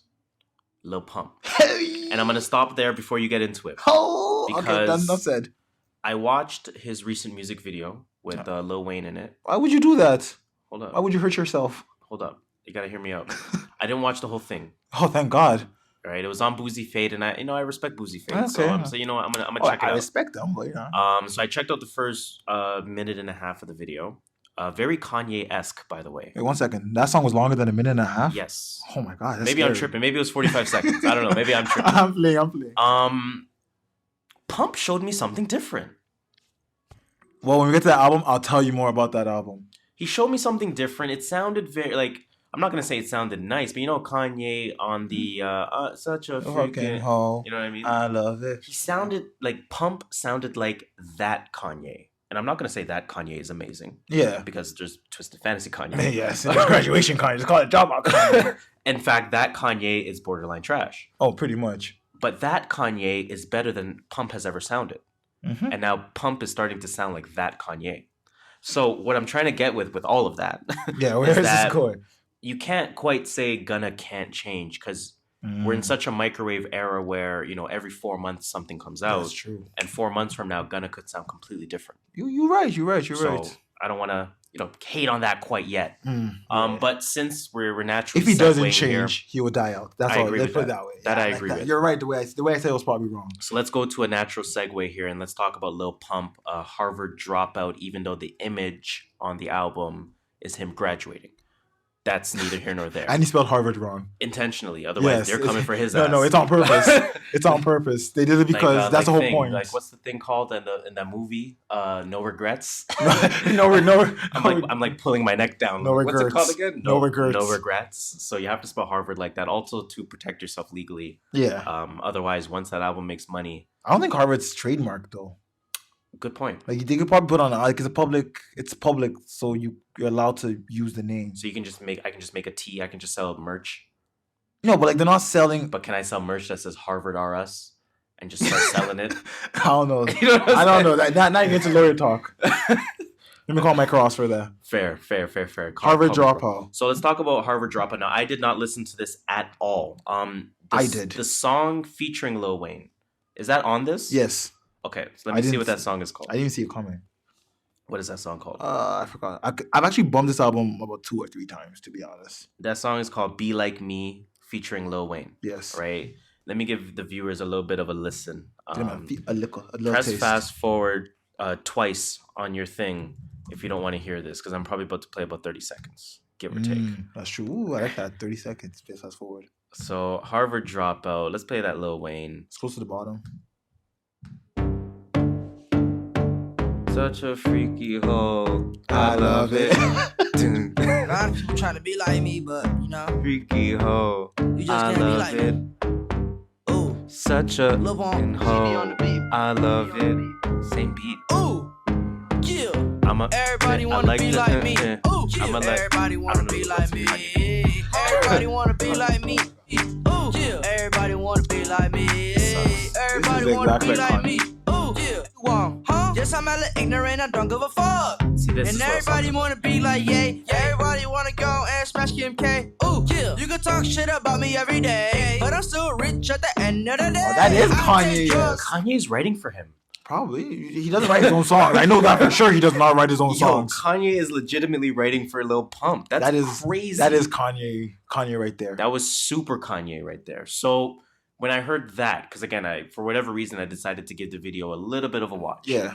What's up with fucking this guy's hairstyle right now? I don't know. Those are some struggle braids. Rashad Evans.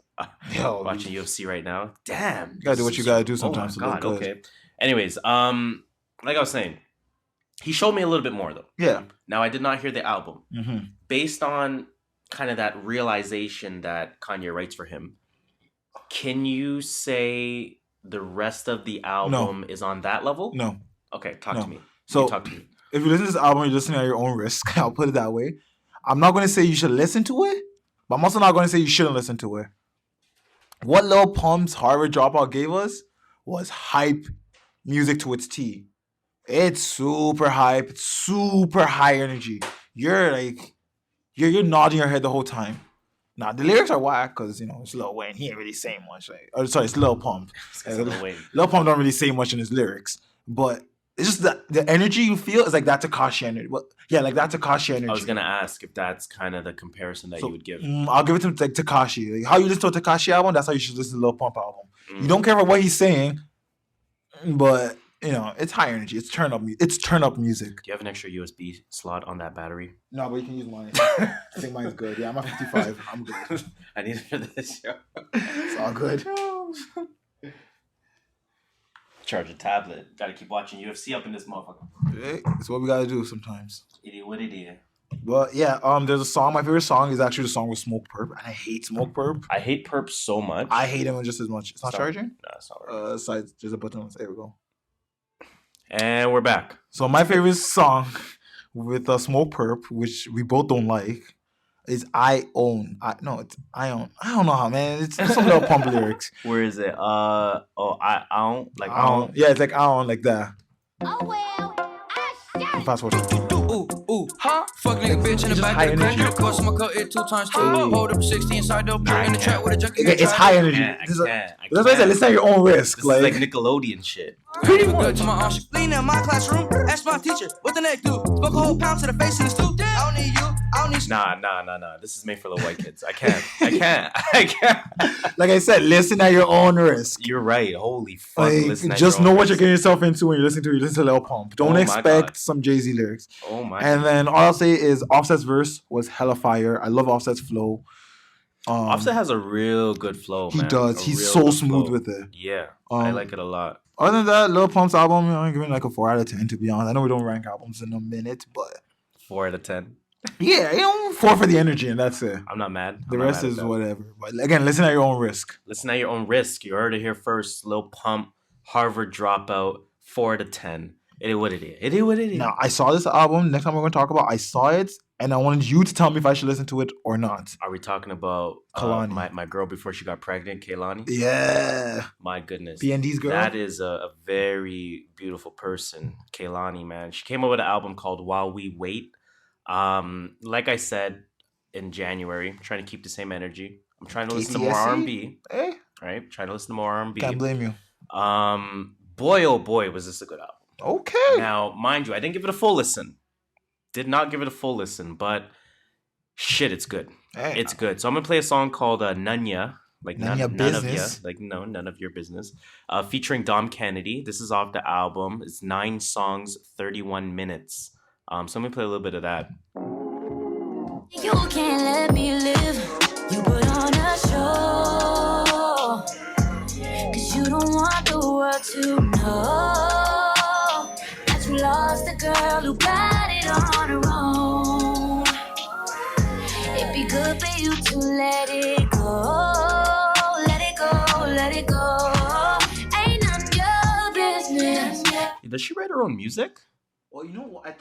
I'm pretty sure she does. Singers. I don't know, man. Because when there's songwriters that have that title, right? Singer-songwriter. Yeah. Like Neo, like, certain people that have that title, Dream, people like that.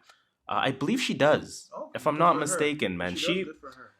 She's a real good writer if she does. And if she's not, whoever's writing for her is doing a real good job, man. Because it's a good album. Like I said, it's a good album. I'll read some of the features on there. So like I mentioned, that song Nunya featuring Dom Kennedy. Music Soul Child's on the album on the very first song. Ty Dolla $ign, of course, and the other Ty Dolla $ign, Black. Yo, he's taking that lane quick. So when in doubt, you get them both. And that's no disrespect to Black. It's just kind of the joke with the features, obviously. But yeah, man, it's a good album. Definitely from what I've heard from it. Worth a listen. Worth a listen. There's a song on there. The very first song is called Footsteps. I don't want to sift through the song now and put you guys through that, but there's a point where she kind of takes Omarion's Icebox flow. Okay. I got ice box wet my heart. I'm so cold. I'm so cold. I'm so cold. I'm so cold. So she takes that flow for like 5 seconds. This is pretty cool. Just noticing that. Shout out, man. But shout out to Kehlani, man. That's a good album. That's definitely worth the listen. I have it downloaded, and I definitely want to go back to it and hear it in its entirety. That one is called While We Wait by Kehlani.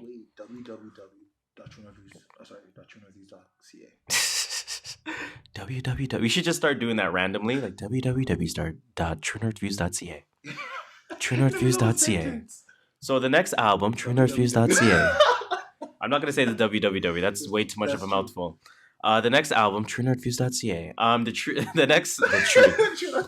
The next album we're gonna talk about, or that I'm gonna talk about very briefly, is an album by Smif-N-Wessun. I think we've talked about his name before. His name has come up before. We have. So a little rap duo. I'm not sure where exactly they're from. Okay. Probably New York, to be honest with you, based on the style of music. But they came out with a project called The All. Okay. And, just a real short message on this. Actually, a little bit more messaging on this. So, interesting features on here. Raekwon, great. I love a Raekwon feature every single time. I always go back and forth between Raekwon, Ghostface, and Method Man as to who I like in Wu-Tang the most. I wouldn't fight you if you say anything. Shit, that's a hard argument. Raekwon's hard. That is a hard argument. Method Man's hard. Yo, are we getting new music, Soulchild? He was on this album? He's on this album as well. Maybe he's doing his thing, yo. That's okay. When he features like that, an album might be dropping soon. Rhapsody's on the album. Ooh, that's your girl. She can't hoop though. She's my girl, man. She can't hoop, but that is my homie, man. Rick Ross is on the album. Jesus Christ. And then I'm wondering if, obviously in speaking about Rhapsody, but I wonder if there's a little bit of a Jamla connection here between Smif-N-Wessun and the record label, because, again, like I said, Rhapsody's on there, but Heather Victoria's on there. That's my new girl. Heather Victoria. She's one of my new girls, yeah. Okay. She's the girl that sings Japan. Oh, let me run that. Let me run that for 5 seconds, yo, because Japan is an amazing song, yo. I just popped a pill, 30,000. Sweet R&B and harmonies. Shout out to Heather Victoria. Shout out to her, man. She's on there. GQ is on there as well, which is another Jamla Records artist. And then Heather Victoria is on 2 songs. GQ is on 1 song. Rhapsody's on 1 song. So again, it makes me wonder if there's a Jamla Records connection. There probably is somehow, somewhere. And salute to that, because I didn't see Smif-N-Wessun on the Jamla stuff. Squad. But then maybe, I don't know. Maybe they make like 13 tracks, and I don't know how many tracks on an album, but 1 track off, maybe they make that cut. Not mad at it though. I'm definitely happy about those features. What I will say is, the easiest way to summarize this album, first of all, it is worth a listen. To me, it is worth a download. Again, that's called The All. It's good old boom bap. You can't lose with boom bap. Like, I'm a sucker for boom bap. I always will be. Boom bap. I didn't check the production credits on this, so I couldn't tell you sort of who is producing all of this boom bap for them. But just go listen to that, man. All of a sudden, I don't need to explain it more. If you like boom bap rap, you like Smif-N-Wessun. Can you explain what boom bap is for the people that don't know what boom bap is? So the people that don't know what boom bap is, it's a more of a New York style, and the easiest way to think about it is if the beat goes boom boom bap, boom boom bap. That's it. Boom boom bap. To some degree, boom, bap. Right? Yeah. Obviously, you different frequencies, exactly. Different. But as long as it has some kind of boom boom bap element to it, like doom doom ch, doom doom. That is what boom boom bap is. It's 2-2 and then snare. You know what I mean? Like, yeah. That's it. That's what boom bap is for those that don't know. But this is good old boom bap rap, man. Say less. Go download Smif-N-Wessun, The All. Go get that.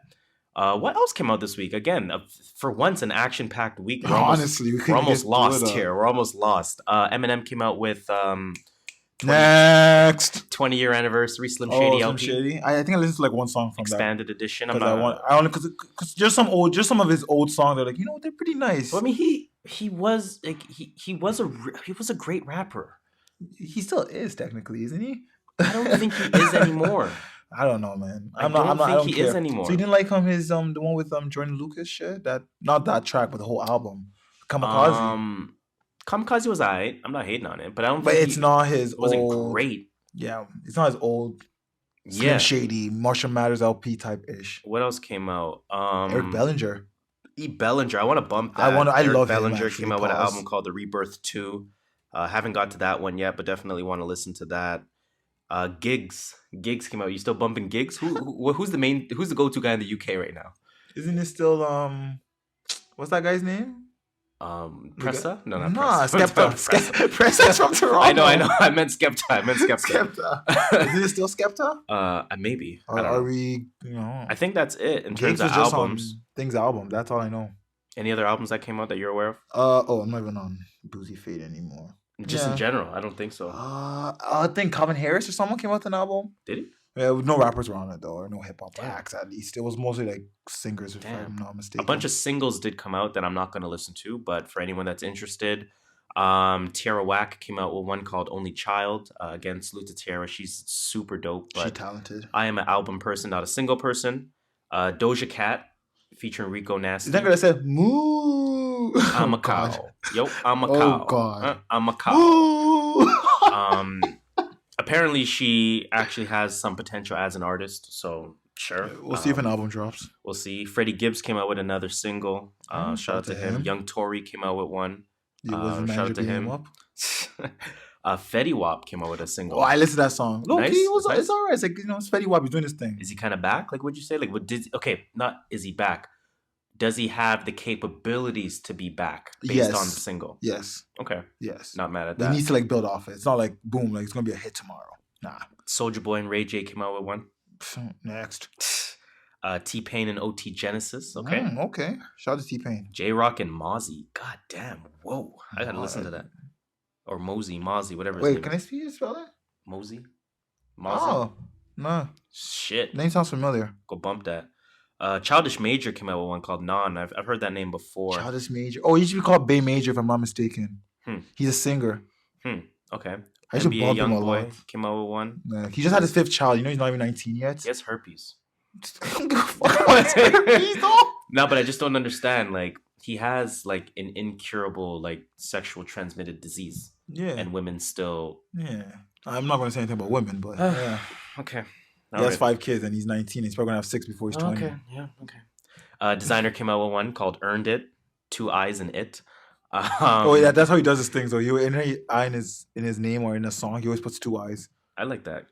If it's consistent. It's boring. I just don't like the ones that are not consistent. I'm not gonna lie. I think that's it in terms of just music that I've been following this week. Music that's coming out this week.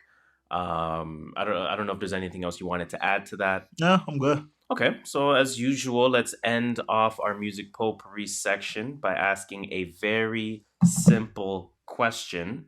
What is in your rotation, sir? You want me to start this one off? Please. All right. I start off Tuesday since Monday was a holiday. You know, niggas ain't really listen to music on Monday. You don't listen to music on holidays? That's for podcasts. Shit. I started off with Harlan and Alondra, the deluxe version. You know that album came out in 2018? Yeah, it came out like August. I was so cheesed. I thought this was 2019. No. I think I said that. You tell me I missed that for 5 months? He just wasn't. Hey, sometimes it takes a little while before. Fair. YML Melly's song came out almost 2 years ago. It just started blowing up now. So, you know, you ain't late. You know what I realized in life? It's like a little side note. It's like, I'm not even in a hurry there's no need to be the first. That's what I love about. I don't know if it comes with being older. It's with being more mature, age. Or a combination. Both, I guess. Yeah. I don't give a fuck to be quick to anything anymore. Nope. In fact, being late and getting it at a discount price is even better. I'm telling you, I'll get to it when I get to it. Exactly. I'll let all the opinion run its course for a week, and then I'll listen to it. Right? Exactly. I went out to listen to Life of Pablo. Damn, I enjoyed that album. Apollo's a great album. And because I went to the concert, it just brings back memories of the concert. I need to wait until... When do you think people will start calling Pablo a classic? Give me a year. Ooh, what year did it come out? Let me just check. 2015, I think? 16? 2016, yeah.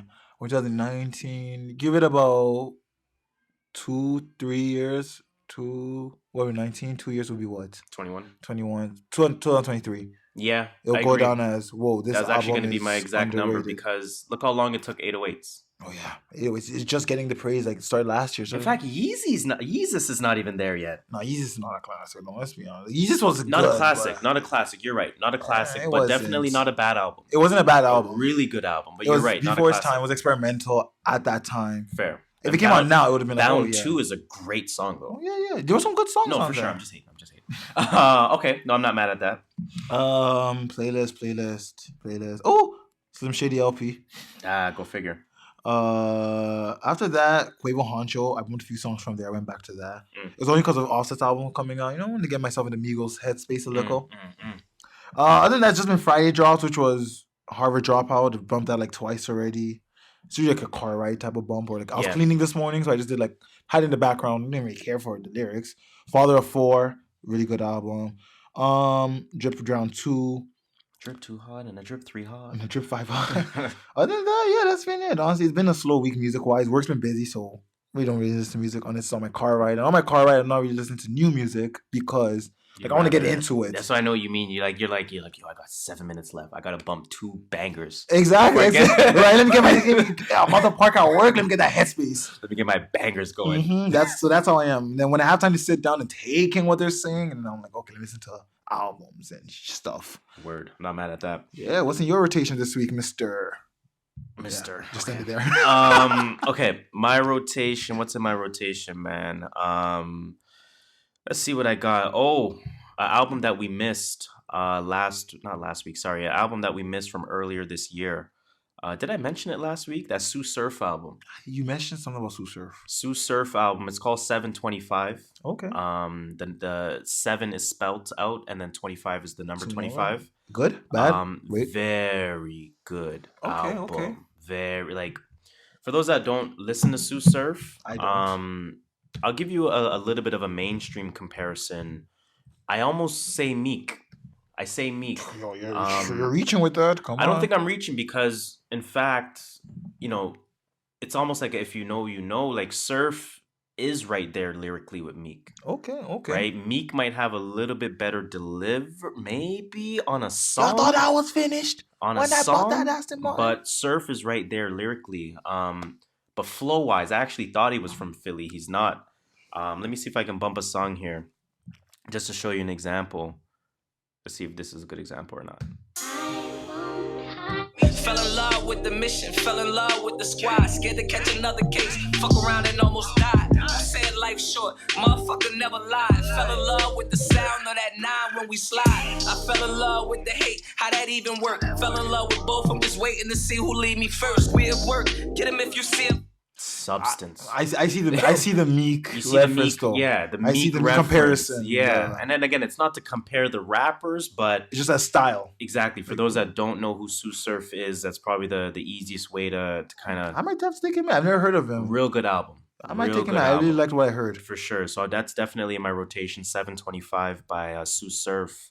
Let's see what else is in my rotation. Oh, I went back and bumped my original girl, Snow Allegra. Oh, she's dropping an album soon. She is dropping an album soon. She just dropped a single. She was a sleeper on the Joe Budden podcast that just passed, and I'm happy for that because I realized I've been listening to Snow Allegra since 2014. You've been a fan. I've been a fan ever since. You saw her in a magazine in Indigo. When I said that she looked like I don't even remember who it was. Not J. Did you say J-Lo? No. It was not. It was someone that's not even relevant anymore. Yeah. Put it that way. At that time, they were relevant. Yeah, and I'm like, yo, this person looks like this and person. Then I'm going to follow her on Instagram. I'll respond to her stories. I'm going to start following. But I went back and I bumped her first, I think it was her first EP. It's called There Will Be Sunshine from 2014. That's a real good EP. Go bump that. Everyone needs to listen, please. What else is in my rotation, man? Benny the Butcher, Tana Talk 3. That's a good one. Everything for Sale by Boogie, for sure. Harlan and Alondra by Buddy for sure. Bumpin' St. John, Collection 1 by St. John. Is it St. John? You know Let me see his album cover. You know St. John. I've seen that name before. Yeah, he was on the Joe Budden podcast, Oh. and I got real into just him the individual. Yeah, like his very story. Snarky, witty. Okay. Dry sarcasm, dry humor in how he talks. I feel that. And he's from LA, so he's like, I don't know if he's from LA, but he's in LA. So he's always laid back, cool. You know what I mean? Like, yeah. So I caught a buzz and I caught a vibe, and I'm like, yo, let me check out his shit. Now, his music, hard to really categorize it. You almost say Kid Cudi-esque. Okay. You almost say Cudi-esque. Like Cudi Man on the Moon-esque, or Cudi Demons and Dream Slayer? Demon Slaying. Okay. Which is still a good Cudi. It's not bad Cudi. I just want to know which one. Yeah. No, I mean, not Man on. That's a different Cudi. That's that a Cudi different Cudi. So I'll say Passion, Pain, and Demon Slaying. All right. Which is a solid comparison. Speaking of Cudi, but, I'm listening to that today. Yeah, St. John, I'm listening to that. That album's called Collection 1. What else am I listening to? Royce da 5'9" came out with a single called Field Negro.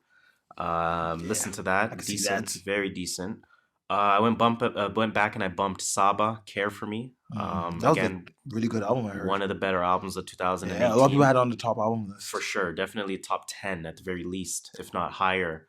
Bumped him, obviously, because I'm going to the concert soon. That's in a couple months. Is Buddy coming, or is it Buddy is coming. Because I want to go to his concert. I'm down. Boogie that's coming. I know Boogie's coming. I'll check if Buddy's coming. We'll check. Well, yeah, we got to check. I want to go to a Buddy concert. We got to check those and start re-upping on some concert tickets. Maybe we can see a fight again. Get on Complex again. Why not?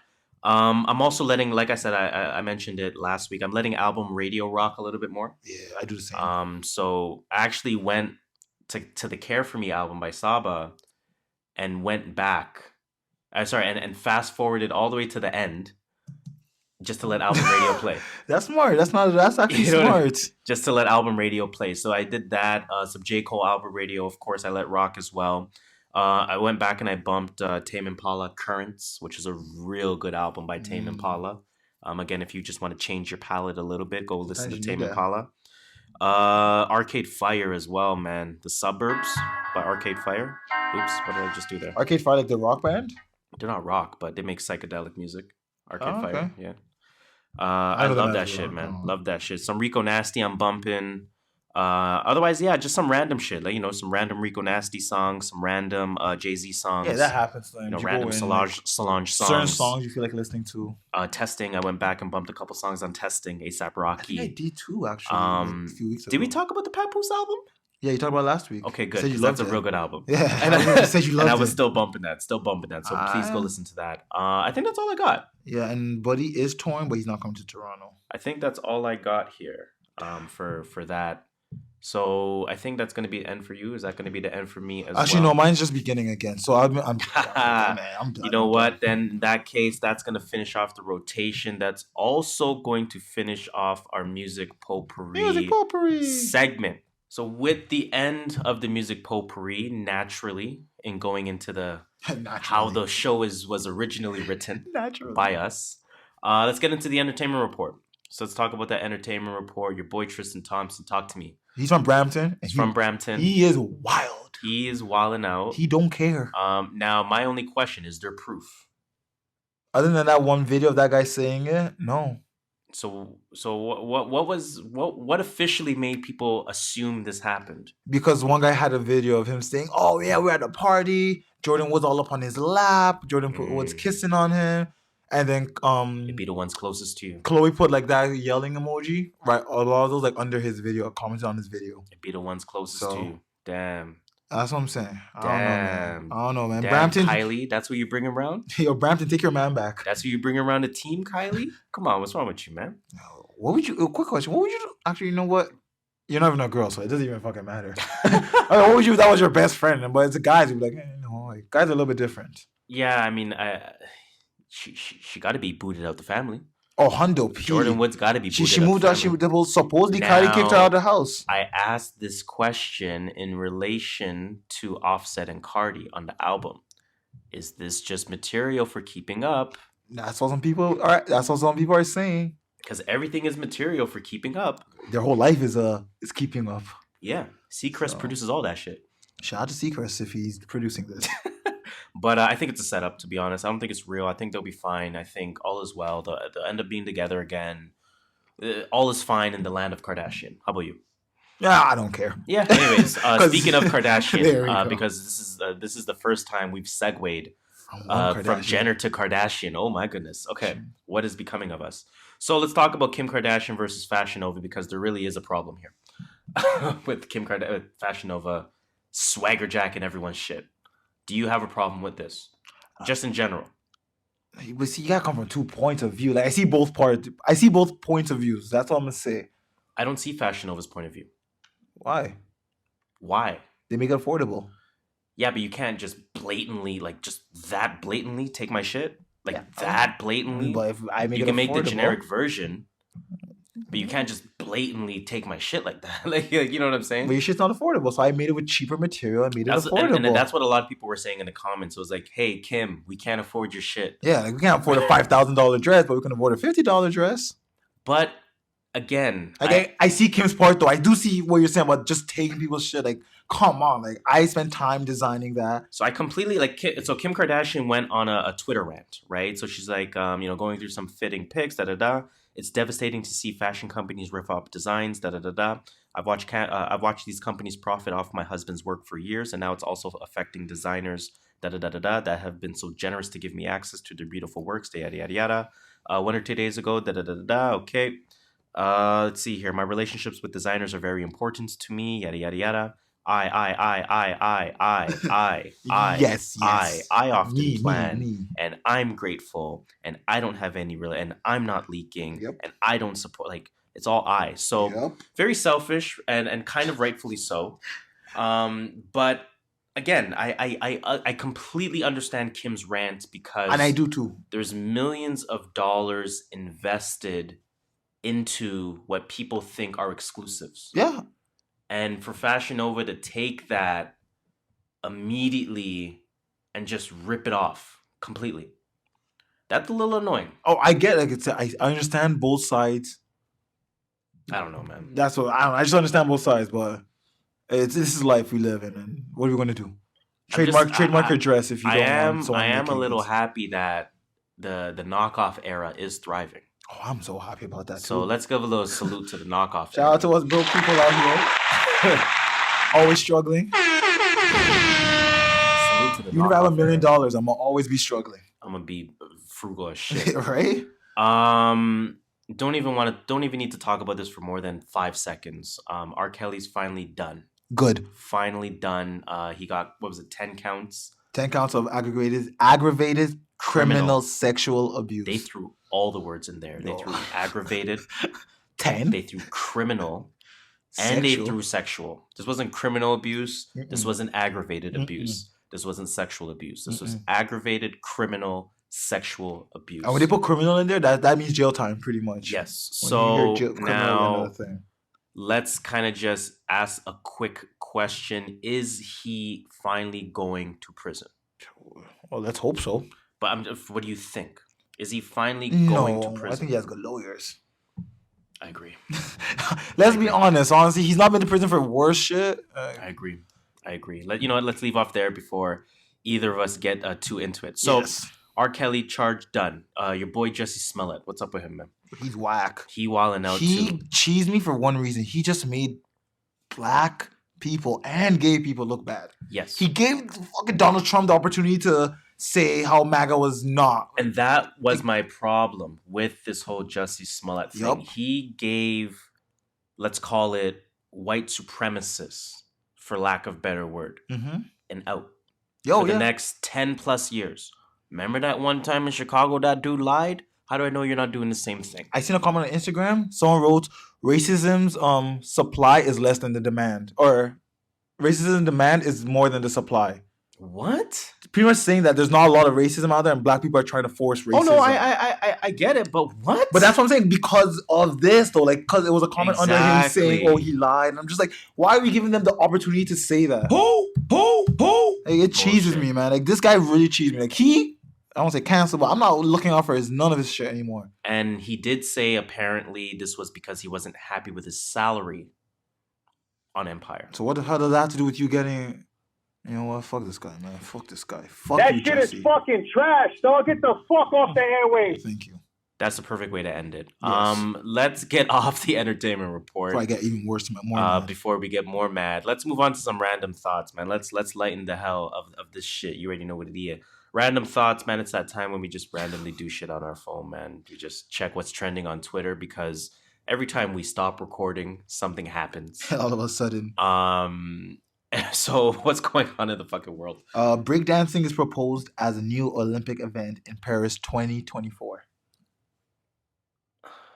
Now, let me just tell you this. It is an Olympic event in the Youth Olympics already. Now, Youth Olympics is not as big as the regular Olympics, I guess. I'm not that mad at it because what people have to remember is that the Olympics is an amateur sporting event. Yes. Right? So it's supposed to be 3-on-3 basketball. Mm-hmm. It's supposed to be wrestling and amateur boxing and fucking rollerblading and just random shit. Yeah, and that's why they want to make the basketball Cycling. one too, like under 21. Exactly. To keep it like, all right, like why is LeBron in the NBA? Why is LeBron in the money? Oh yeah, but I'm right? saying like fucking who advertises it? NBC? Who gets the Olympics in the States? NBC. NBC probably. Yeah, I'm pretty sure it's NBC. NBC makes too much money. Oh yeah. For them to have under No 21, names. just Luka Doncic. You know what I mean? Like, no, we need LeBron up in that motherfucker. Oh, I get it. You know what I'm saying? But yeah, I mean, I'm not mad at that. I'm not mad at it either. I'm not mad at Shout out that. to that. Did I send myself anything? Hold up. I know I sent myself some. George St. Pierre has officially retired from the UFC. Shout out to Montreal. Shout out to Good for Canadian. him. Good for him. He is the most decorated mixed martial artist out of Canada. As of right now. As of someone else. Yeah, I mean, as of right, like, I don't know if someone's going to overtake him in the next 5 years. But it's going to take a while before someone... He's one of the greatest of all time in UFC.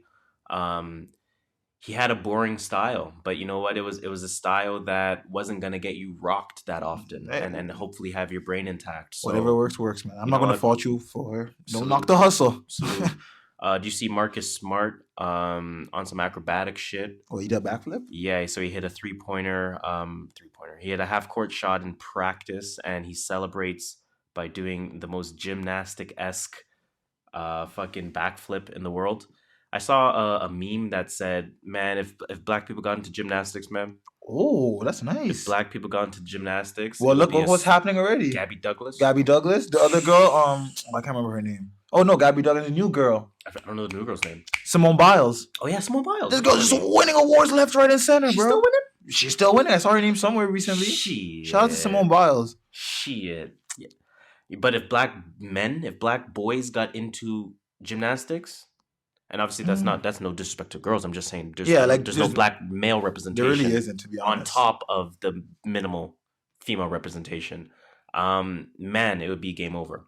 Let's see here. Did you see Grammy won't release 21 Savage's or they didn't, I guess. Well, Grammys happened already, right? Yeah. Yeah, they didn't I guess I don't know what this event. Well, whatever. What was it trying to say? So Grammys won't release Savage's tickets to I don't want to call him Savage. To Savage's mom to go to the Grammys on his behalf. That's so mucky, yo. Fuck out of here. Yo, did you see Phineas and Ferb Toronto edition? Oh, there's a video. So I'm gonna play this note. So for everyone that is about to listen to this, you know how there are, I guess, you know how people overdo an accent? Like you can overdo a Boston accent, you can overdo a New York accent. Yeah, what else we got? You can overdo a Southern accent. Southern accent, yeah. So this is a Toronto accent overdone. If the listeners want to understand what we sound like, Phineas and Ferb. So are you trying to date the man, Deb? Or are you trying to leave me on the curb like I always you? I mean, we can talk, but my man can't know. Trust. He won't know. Really? I really only got with him because you didn't want me. Stop the lie, shorty. So what? So how are you and your new girlfriend doing? Great. You should know she's your best friend, bro. Like, what the hell? Are you dumb? Okay. And how long has this been going on for? 11 months and 3 days. Okay. You know she's breathing for you, right? Who? Mud. Soft. For you, whose? Tia. Holy, that's my next thing. Give me that, all that. Give me that, all that. You're a real man. Trust. Bands on me. Bands on me.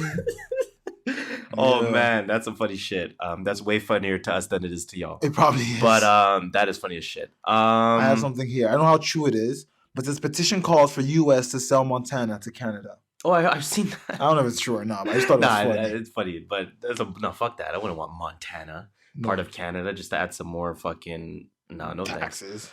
I wasn't thinking taxes, but I won't finish that sentence either. Did you see Denzel Curry's cover? Oh, I know where you're going with this now. I know where you're going with that. It just hit me. Yeah, I would have said that. Let me give myself this one. That was a good one. It took me a minute. I was like, oh yeah, we're good. Stop playing with me.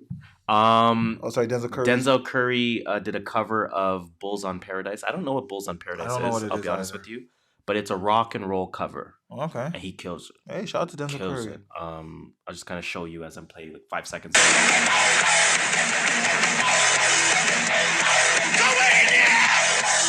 Okay.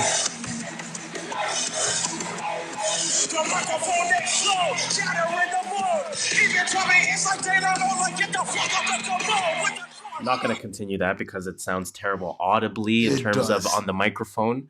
But shout out to Denzel, man. Hey, man, dude. Yo, get your name out exactly. there. Like, hey, you know what? There's more other genres than hip hop. Now, that's what we listen to. Get but your name out there. I'm gonna hate you for listening to some other form of hip hop or some other form of music. And then Jesus and Mero are back. Yo, I watched that show. Did you watch the show? I haven't watched it. It's on YouTube yet. Supposedly, so that would be go easier. figure. The first episode's on YouTube. Was AOC on there? Yeah, she was on there. She was on there. They're hella funny, man. I love where they're going with their bigger budget. They did a little skit in there. They went to AOC's office.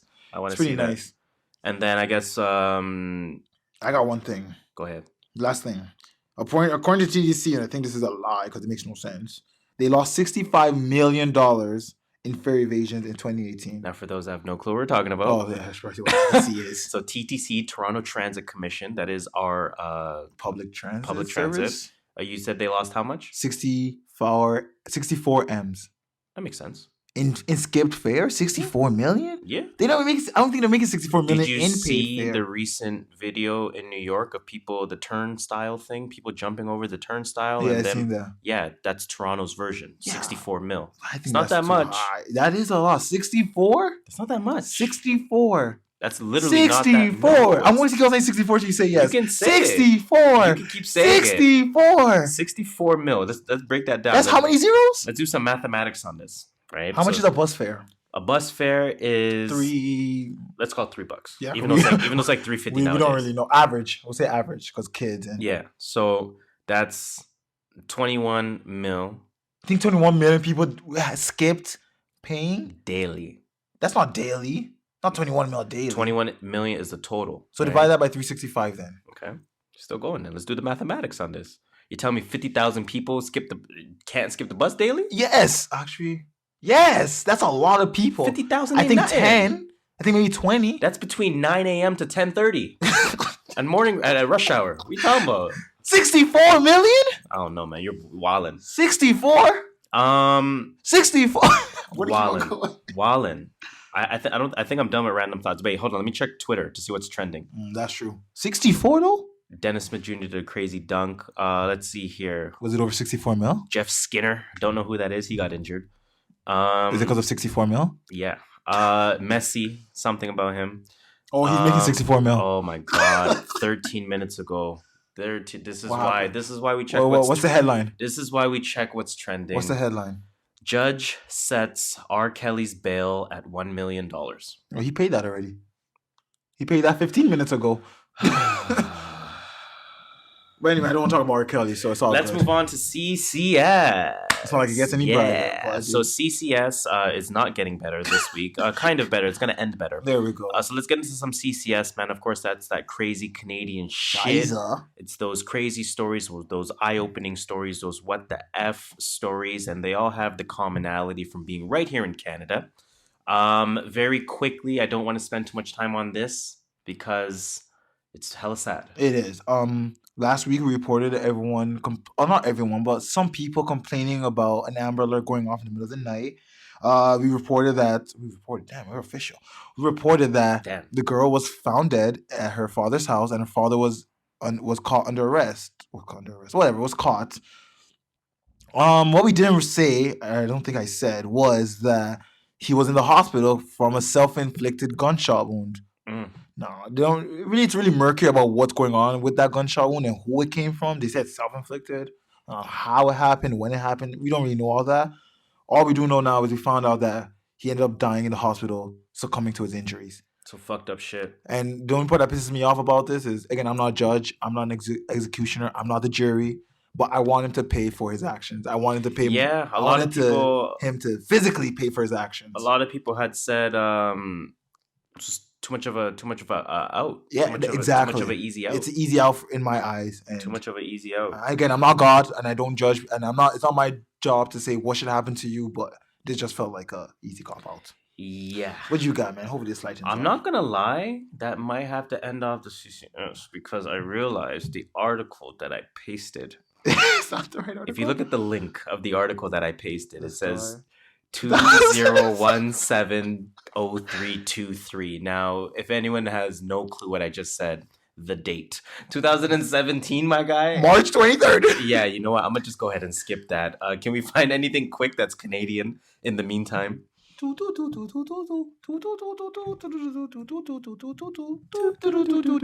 I can't. So in that case, please, just do that one final thing for me, please. 64 million. That being said, that will bring us to the end. The unfortunate end of another episode of the True North Views podcast. TNV for short. That was episode 44, man. That Pistol Pete episode. That Jerry West, the logo. That 64 million episode. We'll get there in 20 episodes from now. But man, please, we ask one thing. Continue that conversation. Please do. By telling a friend. Tell a friend. Tell a friend. Tell another friend. Tell a friend. Tell a friend. Tell a friend. Please tell another friend. Tell a friend. One more person. To tell a friend. Last person. You already know what it is. The 6 degrees of separation. 64 million. Now, as usual, that was good. Let me give you that. Let me stop right there. That was good. Now, as usual, I go by the name Harris. You know me. I'm your skirt master, Mr. Triple Double 64 million himself, JustShola. Jeez, the $64 million contract. Jeez, I like that. I guess you just got to tell the number one rule in that case. TTC lied about that 64 million. They did. And watch out for the wastemans. Watch out for the wastemans. You already know what it is. I would say stay warm. To be honest, you don't know. I need to say because, you see global warming lately? It's fucking up. It's snowing snowing in Arizona. Yeah. It's snowing in Houston. It snowed recently. Houston. Atlanta was last year. I think LA it snowed or something like that. Or somewhere in California it snowed. Oh my God. Whoa, it's Armageddon. Please, stay in your bunker out there. I like that. It's the True North Views podcast. It's episode 44. Skitty. 64 million!